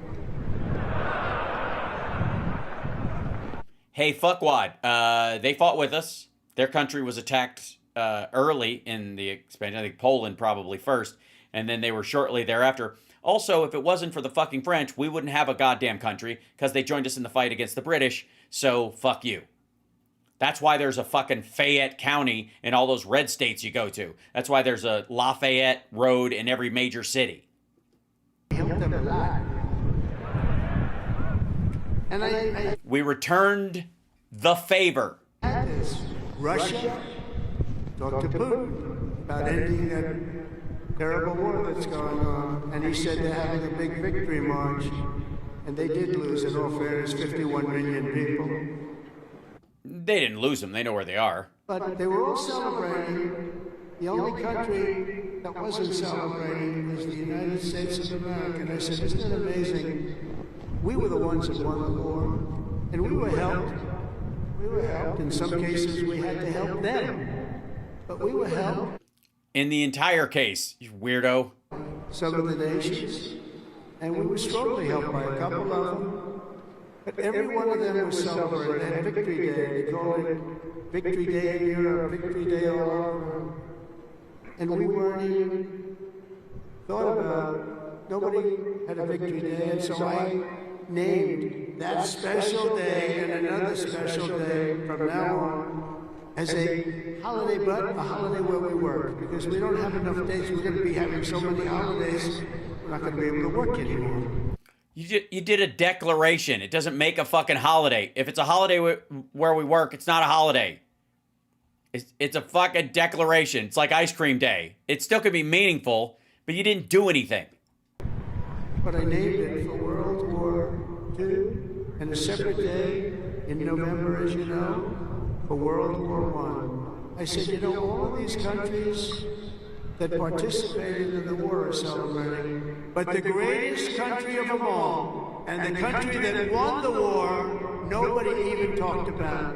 And so we're going to be talking about it too from now on, and I think you'll appreciate it. We won the First World War, we won the Second World War, and you know where we won them from? Right here at West Point. West Point won the war. You won 2 world wars. That's very sweet, but no. And plenty of other things, but you wouldn't think of it. Yeah, lacrosse. Look, I'm not downplaying what West Point grads have done, but simmer the fuck down. Like, people came from all over. Most of the kids who went to World War II and World War I especially didn't go to fucking military academies or schools at all. This is the officer class. We don't want to have a third world war, but we won the First World War, we won the Second World War right here from West Point. Oh, did we? And that's something, and we're going to be talking about it. You know, they can talk about it, and in some cases, as you know, they didn't do too much to help. They were ground down. They were ground down. Right. They've been attacked, you mean? They were like Ukraine? Victory. No, we're going to celebrate victory because we're the ones that won that war. Standing before you today, I know that you will never stop. You will never quit. You will never yield. You will never tire. You will never, ever, ever surrender. Never give up. Remember that. Never give up. It's another little factor I could have added. Never, ever give up. Raise your right hand. I pledge I will never, ever give up. You can never give up. You can never give up. If you do, you're not going to be successful because you'll go. Jesus Christ. I forgot to never give up talking until you remember the point you were in the teleprompter when they roll it back around. Things that will be bad. You're going to have great moments. You're going to have bad moments. You can never give up. Through every challenge and every battle, you'll stand strong. You'll work hard. You'll stay tough. And you will fight, fight, fight, and win, win, win. Yeah, it sounds great. Where are your pom-poms? You don't want to go fight, fight, fight, and win, win, win. Our team is red hot. Your team is cold snot. Fight, fight, fight. Win, win, win. So I want to just congratulate you all. I'm going back now. To golf? With Russia, to deal with China. What's that all about? You tell me. They just did it. You're gonna ask one of the guys. That's interesting. That's interesting. I don't even know if people care. I was just bragging about myself that about all the things I'm gonna walk away from. By the way, never give up. Unless you're working on a peace deal between Ukraine and Russia, and then fuck those guys. I don't even know what they expect, honestly, of me. This is not my problem. I give up. Get you lots of victories. So we're going to keep winning. This country is going to keep winning, and with you, the job is easy. I want to thank you all. Congratulations to the class of 2025. God bless you all. Incredible people. Thank you very much, everybody. And then, of course, they play background music.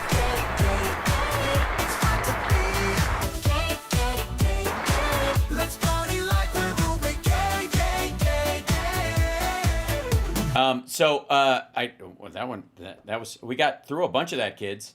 Oh God, that was fucking torturous. Fucking how are people not embarrassed by this shit? Right? Also, I'm gonna show you something else before I know I went over, but since I'm over anyways, I got a flight tonight at 11:40, but I got plenty of time. I don't even have to pack a bag. That kind of flight. And I'll be back here before tomorrow, so it's a round trip.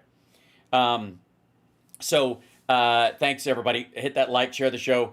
Did the ramp win again? They didn't show him walking the ramp. He just didn't do it. I think he just said nope. They just avoided it entirely. No ramp. I want to show you a couple things real quick. These aren't full things. I don't need to do them. Whatever. This is Rusty Trombone put up a video. Check that shit out. That's Russell Brand's thumbnail.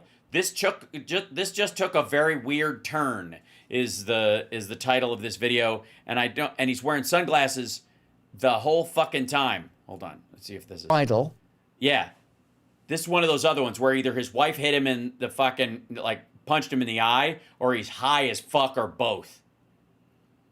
So, and I don't really, nobody gives a shit what he actually thinks anymore. He's got 4 rape charges now in London and 4 separate rape charges in Los Angeles. So I have a tendency to kind of write off people like that. Not interested. There's enough shitheels in the world I have to deal with without giving airtime to somebody who's got 8 fucking active rape charges against them. This is, let's see this one. Yeah. That one's, yeah, that was so this is related to that, though. Peter Butter Dickhead had James O'Keefe on, the guy from, used to be part of Project Veritas. And they go, let's see, Dan Bongholio and Kash Patel, and they misspell Cash, they spell it with a C. Backtrack on Epstein, calling it a suicide. Pam Bondi caught saying there were tens of thousands of child videos. James O'Keefe exposes FBI corruption after a raid. Is this justice? What are they hiding? Trump's involvement. I mean, fuck, spoiler alert. A lot of conservatives. By the way, hit the like, share the show, etc. See that little graphic that they get? Do that for here. Hello. Told on day 1, week 1. Mm-hmm. You know, we're going to find out about Epstein, 9/11, MLK, John F. Kennedy. Aliens. Why Donald Trump had hundreds of children in the basement of the White House, apparently, that were only freed after he left office. We're going to find all that stuff out. And we've been wanting it for a while to see what's going on with this, who's behind it, especially the last few years at a whole different level. Yeah, at a whole different level. And we're going to find out who the assassination attempt was. Was he tied to anybody? Was Thomas tied to anybody? Nope. According to Trump, it was just acted alone. He was by himself. Nothing to see here. That's from the man. Your guy. And then we all see the same clip that you've seen, right? It's the clip with Bongino and Kash Patel. Yes. Yeah, it's a fucking classic. If you can pull that clip up, Rob.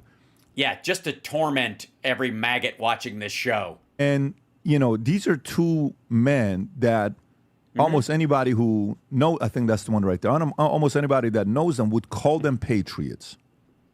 Almost. Yeah. I don't know them, though. So, in all fairness, apparently, neither do you. Their country. They've given their lives to the country. Dan. Dedicated. They have not given their lives. They're still alive. At least I hope so. I mean. At the highest level, so has Kash Patel. No, at the highest level is you die. You give your life at the highest level. You're in Arlington, I think, or at the West Point Cemetery, or another place of due honor. And then we see this clip here that throws a lot of people off. Go for it, Rob. Said Jeffrey Epstein committed suicide. Yep. People don't believe it. Well, I mean, listen, they have a right to. We've seen this before, so I don't give a shit. You want me to get. Bongholio I'm Bugholio. I'm looking for teepee for my bug hole, which is on my forehead. Teepee, teepee. Are you threatening me? I am Bugholio. I've seen the whole file. I've seen the file. Are you threatening me? He killed himself. I know it's hard work. Reading? Yeah. Oh, Dan looks uncomfortable saying what he's saying. The way For the record, I've done a shit ton of clips of his even before he pussed out and stopped making clips because I scared the shit out of him. He always looks uncomfortable. answer that you can tell they've role played that and that, you know, they. Only thing Dan Bongholio does worse than public speaking is public reading. This is purely what people are speculating, right? And then you have this one clip with Pam Bondi. Correct. Rob, if you have the Pam Bondi one. I'd like to play So that. maybe walk us through what's going on here before we And I don't play. know if Yeah, walk us through it. me to narrate live as opposed Yeah, probably. watching me on the screen What's narrate. better to do? Perhaps we go to the beginning of where you see Pam Bondi on the hidden camera. So I'll just talk. All right, we saw this part. You want to be? Are you political? Are you a journalist? Whatever. On April 28th or so, that there are tens of thousands of videos involving little children. Mm-hmm.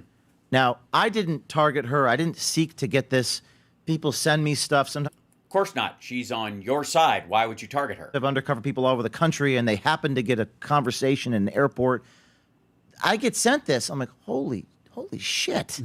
This is not public.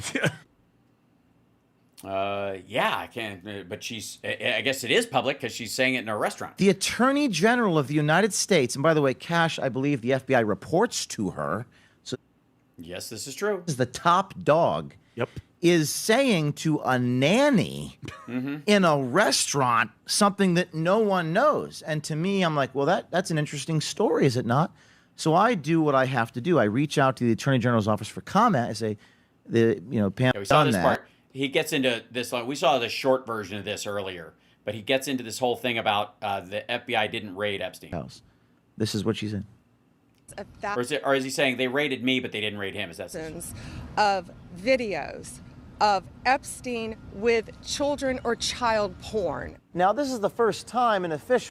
Right, we've seen On the this. Epstein files are going to get. Yeah, she said it there too. We know that. To me, it's like that's something. So I felt like I had to publish this. Now, if she hadn't have gone publicly and said this, and I had released this clip in the restaurant, it would have been a much bigger deal.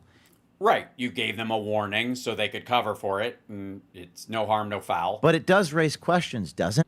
It does. Why is this? Like, who was Jeffrey Epstein's best friend? Why are they not being transparent with the American people? Why are they telling a nanny in a restaurant? So it raised. What could possibly? Is there a? I don't know. Is it? What could possibly be the reason? I'm racking my brain. I know you guys are. Chat room. I don't know if there's something that we're just missing. You know what I mean? Maybe that's it's always that missing piece of the puzzle. You know what I mean? You're like, God, I wish there was just this, like, it's so elusive. You know, it's like it's like a great murder mystery or something like that. There's like, oh, if we only had one more piece of evidence that could tie the whole thing together. Like, why is everybody in Trump's administration behaving this way after they told everybody they would release this stuff? I can't grasp what it could possibly. Does anybody? I don't know. I'm open at this point to any theories that people. What the fuck is that? How'd that get on screen? In the world? Who are these people? What in the hell? Oh, look, it froze. It's weird that it just doesn't feel comfortable doing that. That's funny. What was that? I'm gonna have to review that later. Maybe there's something, I don't know, integral to. Questions to your point about Cash. I know Cash a little bit. I think he is a good man. And I mean that. Based upon what I know about him. I don't know Dan as much, but I also think he's a good man. I don't trust the bureaucracy that reports to them. Sorry, you think they have less information now than they had before they came in? And if you put any good man and the most ethical person at the top of that bureaucracy, I think you're setting them up for failure. Oh, I see. So Trump, it's not Trump's fault that he's a pussy-grabbing lunatic who was friends with Jeffrey Epstein for years. He's just at the top of a pile of bureaucracy that will just undermine him. There's nothing he can do. He's just got to be a scumbag. I see. Let me give you a specific example of where I'm coming from. I was raided by the FBI shortly before I met you. The FBI pointed guns at me and took my reporter's notebooks. They just recently closed. When did that happen? When? Case against me a few months ago, the FBI, in February of this year. And they gave me back my phones that they had for 3.5 years. When you get a search warrant to conduct a raid, you have to go to a judge, right, with a reason. Oh, we have this probable cause, the reasons why to raid. When you close a case, which is very rare for the FBI to execute a search warrant and not bring charges, it hardly ever happens. You are required by law to give a copy of the probable cause. That is the reason why you conducted the raid. Guess what they did? They redacted every single word. Oh, so Trump's DOJ in February redacted the entirety of the order whenever it came. When did you initially get raided? The probable cause used. When do you guys think he got raided? Raid my newsroom. Every word. Who do you think was president when he got raided? Maybe your producer can pull it up on Google or something. Every word. There's a black bar, Pat. Through. It's ridiculous. He gets to call him Pat.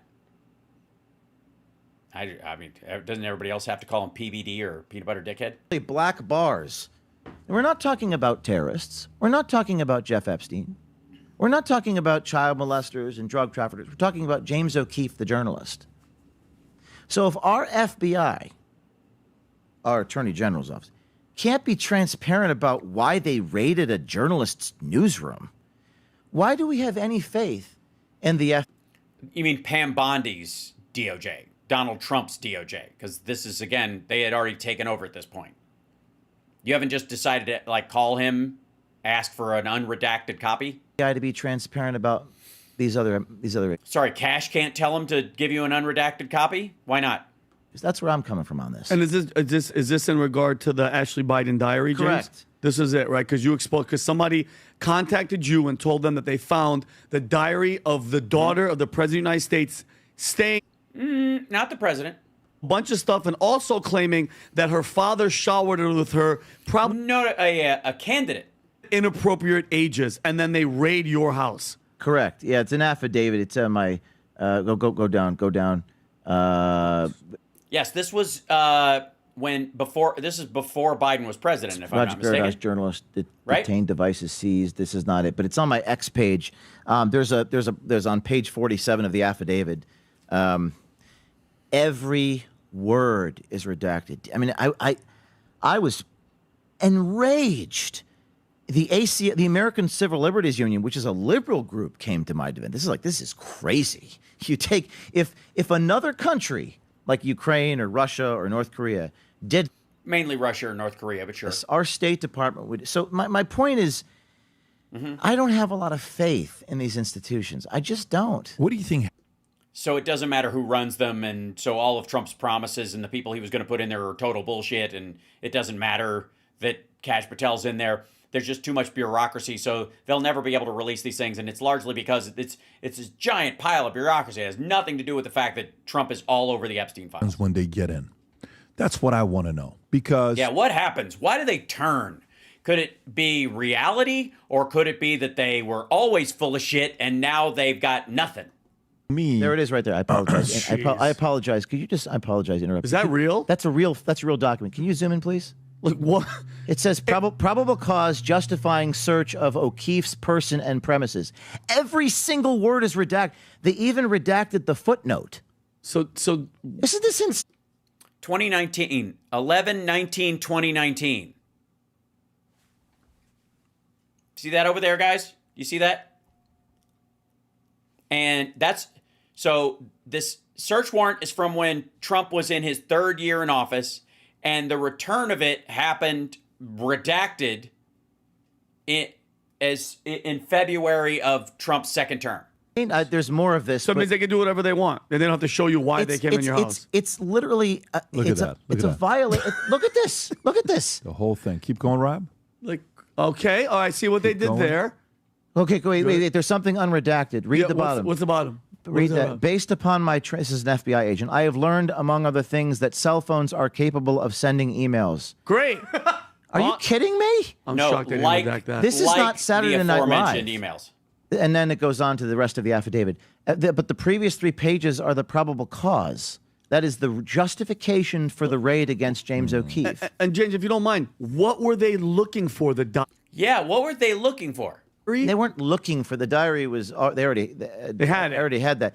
What were they? Well, that's a loaded question. What were they really trying to do? What were they really trying to do? They were really trying to get inside my cell phone because people in the government come to me with information, which is The Trump administration, the first time around, was mad that there were leaks happening and they were going after leakers because Trump is paranoid about that shit because he's afraid of the truth getting out.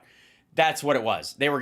Somebody definitely was contacting him even about stuff they like, and they were like, fuck this, and they jumped on him. 2019, Trump was president. Fuck all of these guys. reporter I have a right to receive, and they don't like that. Of course. Now, if you think about Did you give them the password to your cell phone? This is another very interesting story. Because you know what happened with Ron Johnson, where when they walked up to his house and they took his phone, and the rule of thumb, if you ever hand your phone over, you're not supposed to give the password. How did they get into your phone? This is a crazy story. They bang on the door, and it's the loudest pounding. You know it's the feds. You just know. And I go to the door. And I'm like, I'm opening the door because they're going to shoot me. And then they open. They put me in handcuffs. I think I'm under arrest. They say, no, this is a search warrant. I say, I want to speak to my lawyer. I say over and over again, I want to speak to my lawyer because I learned I was arrested 10 years prior. Don't talk to the FBI. Just don't. Okay. Use a landline. Also, it doesn't matter. You can talk to your lawyer, but the lawyer cannot stop the search warrant. Did you also learn that? The police come and they're exercising a search warrant. That's it. Judge has already signed off on it. That ship has fucking sailed. The search goes on. You can have the stuff that was taken or seen or whatever thrown out of court later with your attorney if it was a bad search warrant, but you cannot stop them in the middle of it, and it's stupid if you try. Even if you're innocent. They say, would you like to use the iPhone on your nightstand? I said, yes. And then I unlock the phone because I have to call my lawyer. Get out of And the here. moment that I unlock my phone, they snatch the Get phone. out of here. Not get out of here. Holy shit. They snatch the phone out of my hand because I unlocked the phone. And then the FBI agent, almost to torture me in front of me, he goes to the settings and he changes the settings to make it not go to sleep. Wow. And then Display. they put the phone in an evidence bag. Now the FBI has. Whoever this FBI agent is, I love you and I want to have your babies.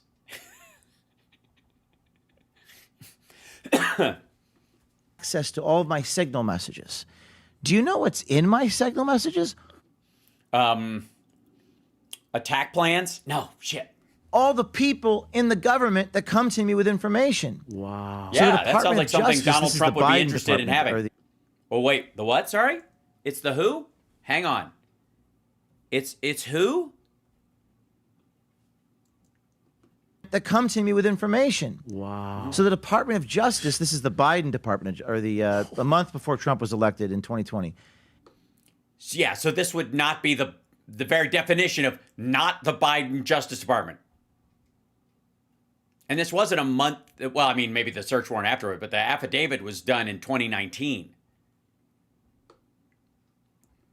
Excuse me, Biden was elected in 2020. Now they have access to all of my sources. Jeez. Yes, you lied. It was Trump's DOJ, Trump's FBI. This is what's considered to be a constitutional raping. Right, and so you're saying Donald Trump grabbed you by the journalistic pussy.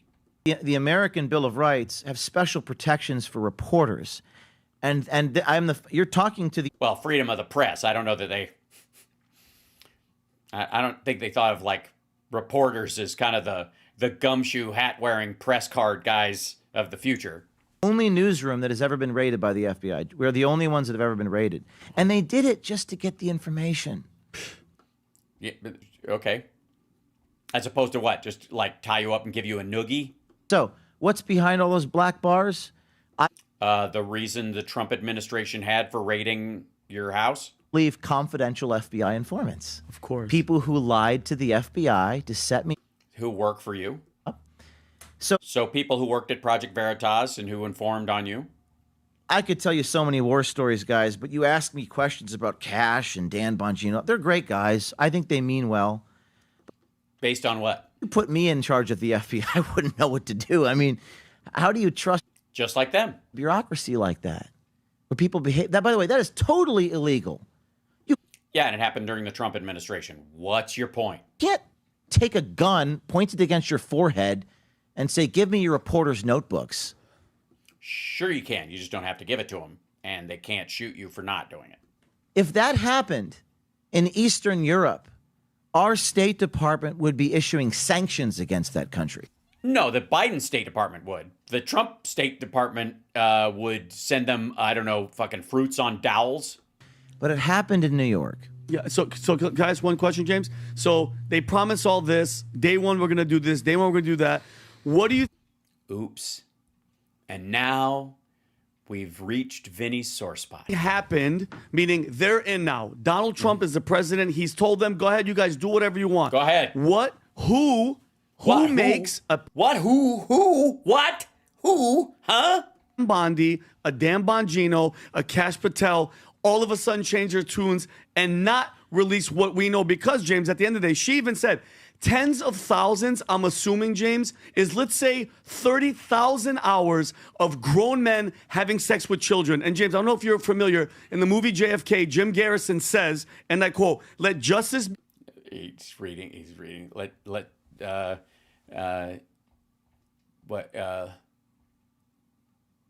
justice win, lest the heavens may fall or something? Done, though the heavens... Justice be done. Let justice be done, yeah. Fall, which basically means going after truth. No. Yeah, it says exactly what it... Dude, it says exactly what it says on your laptop. You looked up the quote, and it's meaningful to you, and you call yourself the Angry Patriot, so you're drawing attention to that so people can mehect you or whatever the fuck that thing is. But you're reading the quote and the meaning of the quote. It's adorable. No matter how powerful the people, and no matter what happens to the system. So what happened? What do you think they go in, and who tells them you are not... Who? What are you, a fucking owl? Any of this because our friends and blah, blah, blah are attached to it. Our friends. Who would you be? Which friend would you be talking about? What possible friend could you be? I mean, I'm trying to think of like friends that like who in this group are friends? Like what people that are involved in this are friends? God damn, these guys are so thick. I don't know if anyone tells them. I mean, some have said they put you in a skiff. This is more. Some haven't said this. This is a Bill Hicks joke, you piece of shit. This is not a fact. This is speculation, but a funny notion that might illustrate what could happen is, you know, that image of JFK getting shot? Yes. Do they put the leaders in a skiff that's a secure, compartmentalized information facility? Do they show the Zapruder film of JFK getting shot and said, you better do what we tell you to do?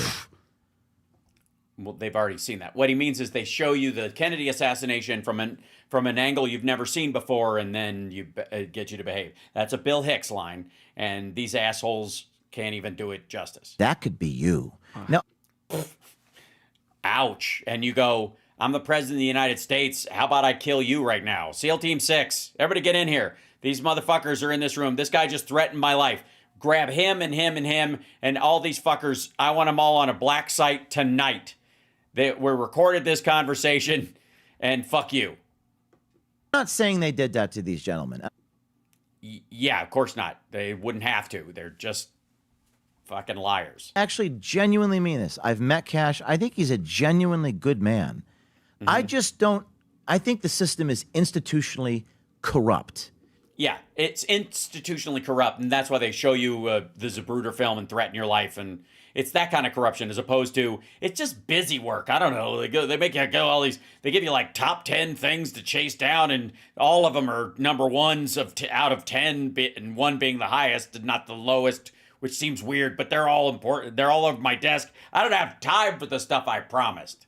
And everyone says, you know what they say to me, Pat? Oh, call Cash. He'll help you out. Call Bam. Call Pam. Yeah, like I got them on speed dial. They're getting asked for 10,000 favors a day. I don't have... And they're getting them. I don't have any money to give them. Jesus Christ. And they're for sale. Thanks for admitting it. What the shit? The system Hit the is like, so... everybody. Share the show. I honestly, I don't know why I don't have my... hold on. I need my chat open so I can see you guys. Good Lord. When you need the guy at the top to be so influential, it's the system, it's the Article 3 judges, it's the courts, it's the line prosecutor. No, it's not. Cash Patel and Bungholio are not afraid of fucking line prosecutors and the system, and that's not why they're not telling you about this. What the shit? The agents in my apartment. Do you know that when the agents were in my apartment, I could tell by the looks on their faces that they didn't want to be there. They're like, this is crazy. This is wrong. But they did it. Well, speculate a little bit. What do you think? Well, of course they did it. Trump told them to. He was president. Happens when they get in, because they tend to change when they get in. Are you talking about the FBI agents? Anybody and everybody. The moment they get in. Yeah, they just, it's almost like, it couldn't possibly be that I'm a dipshit and I bought what they were selling hook, line, and sinker, and then once they got the job, they didn't owe me anymore. It couldn't be that. It must be something nefarious and ephemeral and part of the ethers of the political world. And the whole quote by Mario Cuomo, people campaign in poetry, but they govern in prose. You know, once they go in. Yeah, that's what's happening. That's what it is. The poetry of Cash Patel has been ruined by the prose of Bongholio. You know, they used to communicate and talk to you. Now the only way they talk to you is with emojis. You know, hey, when they were campaigning, they wanted to talk to you regularly. I want to come on the podcast. I want to do this. I want to do that. And then all of a sudden they're in. They're more quiet about. But what do you think happens when they get in? Politics. Politics. Right. The Roman Senate is the most corrupt governing body in the entire world. It starts out at the tax collector, the street vendor. A story right now, one of the directors of the agency, they mean well. They do mean well. Into FEMA, or they go on the IRS. They have all these notions of freedom and prosperity and eliminating waste, fraud, and abuse. But then they get in there, and they're such snakes. Oh, yeah. How are these people going to avoid it? I mean, you just fall for it. You know what I mean? It's you come in there all wide-eyed, hoping to bring freedom to the American people, and then they spray dipshit juice in your face, and you can't think straight. And everywhere you look, there's coke and tits, and you can't figure out where anything goes. And the next thing you know, you're back in Nashville with your country beard, or you're over in Las Vegas at your place doing rails off of a fucking stripper's behind. You know, it's just weird. And you're like, wait a minute, I was fighting for freedom yesterday. These entities just, DC. No, he doesn't. The land of phonies and narcissists. Excuse me, Peanut Butter Dickhead might sue you for copyright. I think that's what their members only, subscription service is called. Not attracted to do the right thing. They want power and money and sex. Project much? Are we under some delusion that the... Yes, are we under some delusion that Cash Patel, Pam Bondi, and Bongholio aren't fucking banging each other like some sort of weird Penthouse cartoon? Every time we turn around, anything to avoid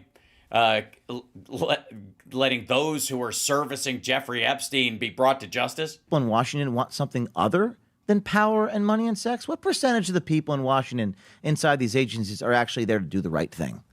The people who've had enough money and sex. Some of us are way over quota. What's up? What percentage? For real? Are we naive and foolish enough to think that people... Yes, apparently. That's what they were just telling you, fuckhead. are in these I places? think they start off wanting to do the right thing. And then Do you? Maybe it's the fact that you think that is why they pulled the wool over your eyes. Do you ever think about that? You sap? peer pressure they get Peer pressure. That's what the next thing they know, they're smoking cigarettes, they're wearing leather jackets and white t-shirts and rolling their jeans up, wearing dungarees. forced. Or to there's filter a out their few statesman in people, 'em. or there's a few people that are there who do the right thing, but there's so many snakes and manipulative. Look at what happened to me.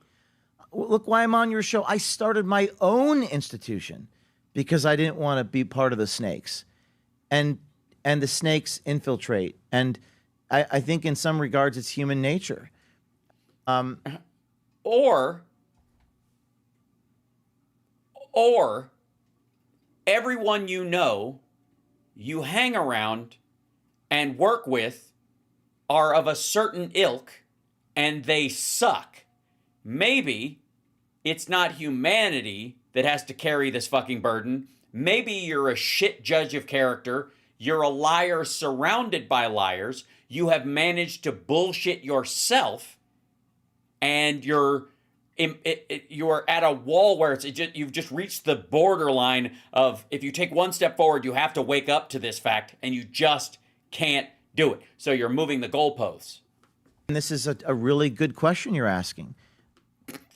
Suck up.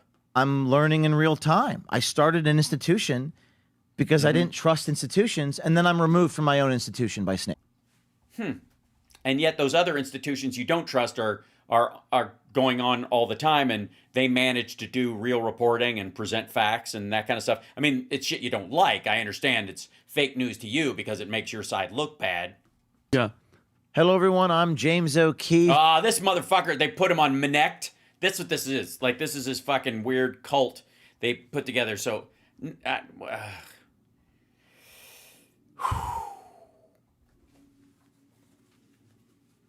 this is so fucking weird. I know I went long tonight, but and I appreciate you guys. Thank you so much for hanging around with me. Hit the like, share the show. Let me see if I can bring up my my chat room even, and see you guys, because oh my god, what a crazy thing. There we go. Is it happening? Am I even? I think it's there. Is it? Yeah, there we go. Excellent. There you are.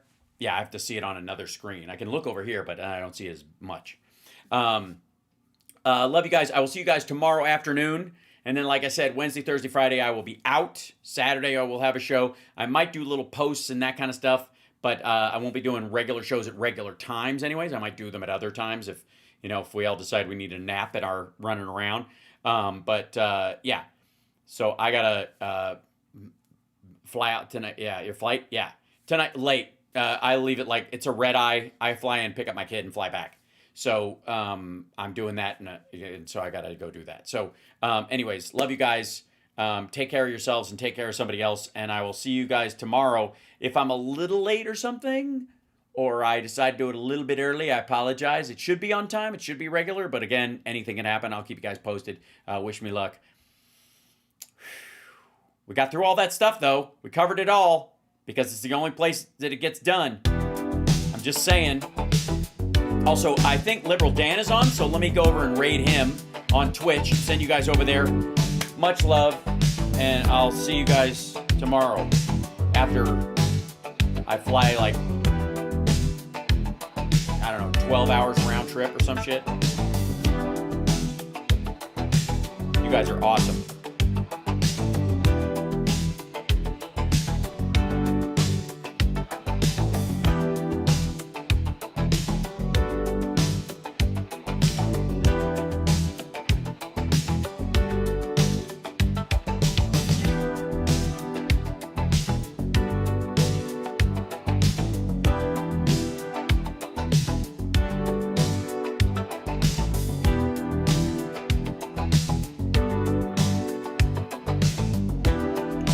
Oh yeah, we're getting started. There'll be a raid in just a minute for the Twitchers. Subscribe on Twitch if you would. That would really help me out. Share the show, etc. I always forget to say it. And there's the Venmo if you want to buy me a cup of coffee. that I can drink at the airport in the morning to keep myself awake. Awesome. All right. There's the raid. I will talk to you guys tomorrow. Thank you so much.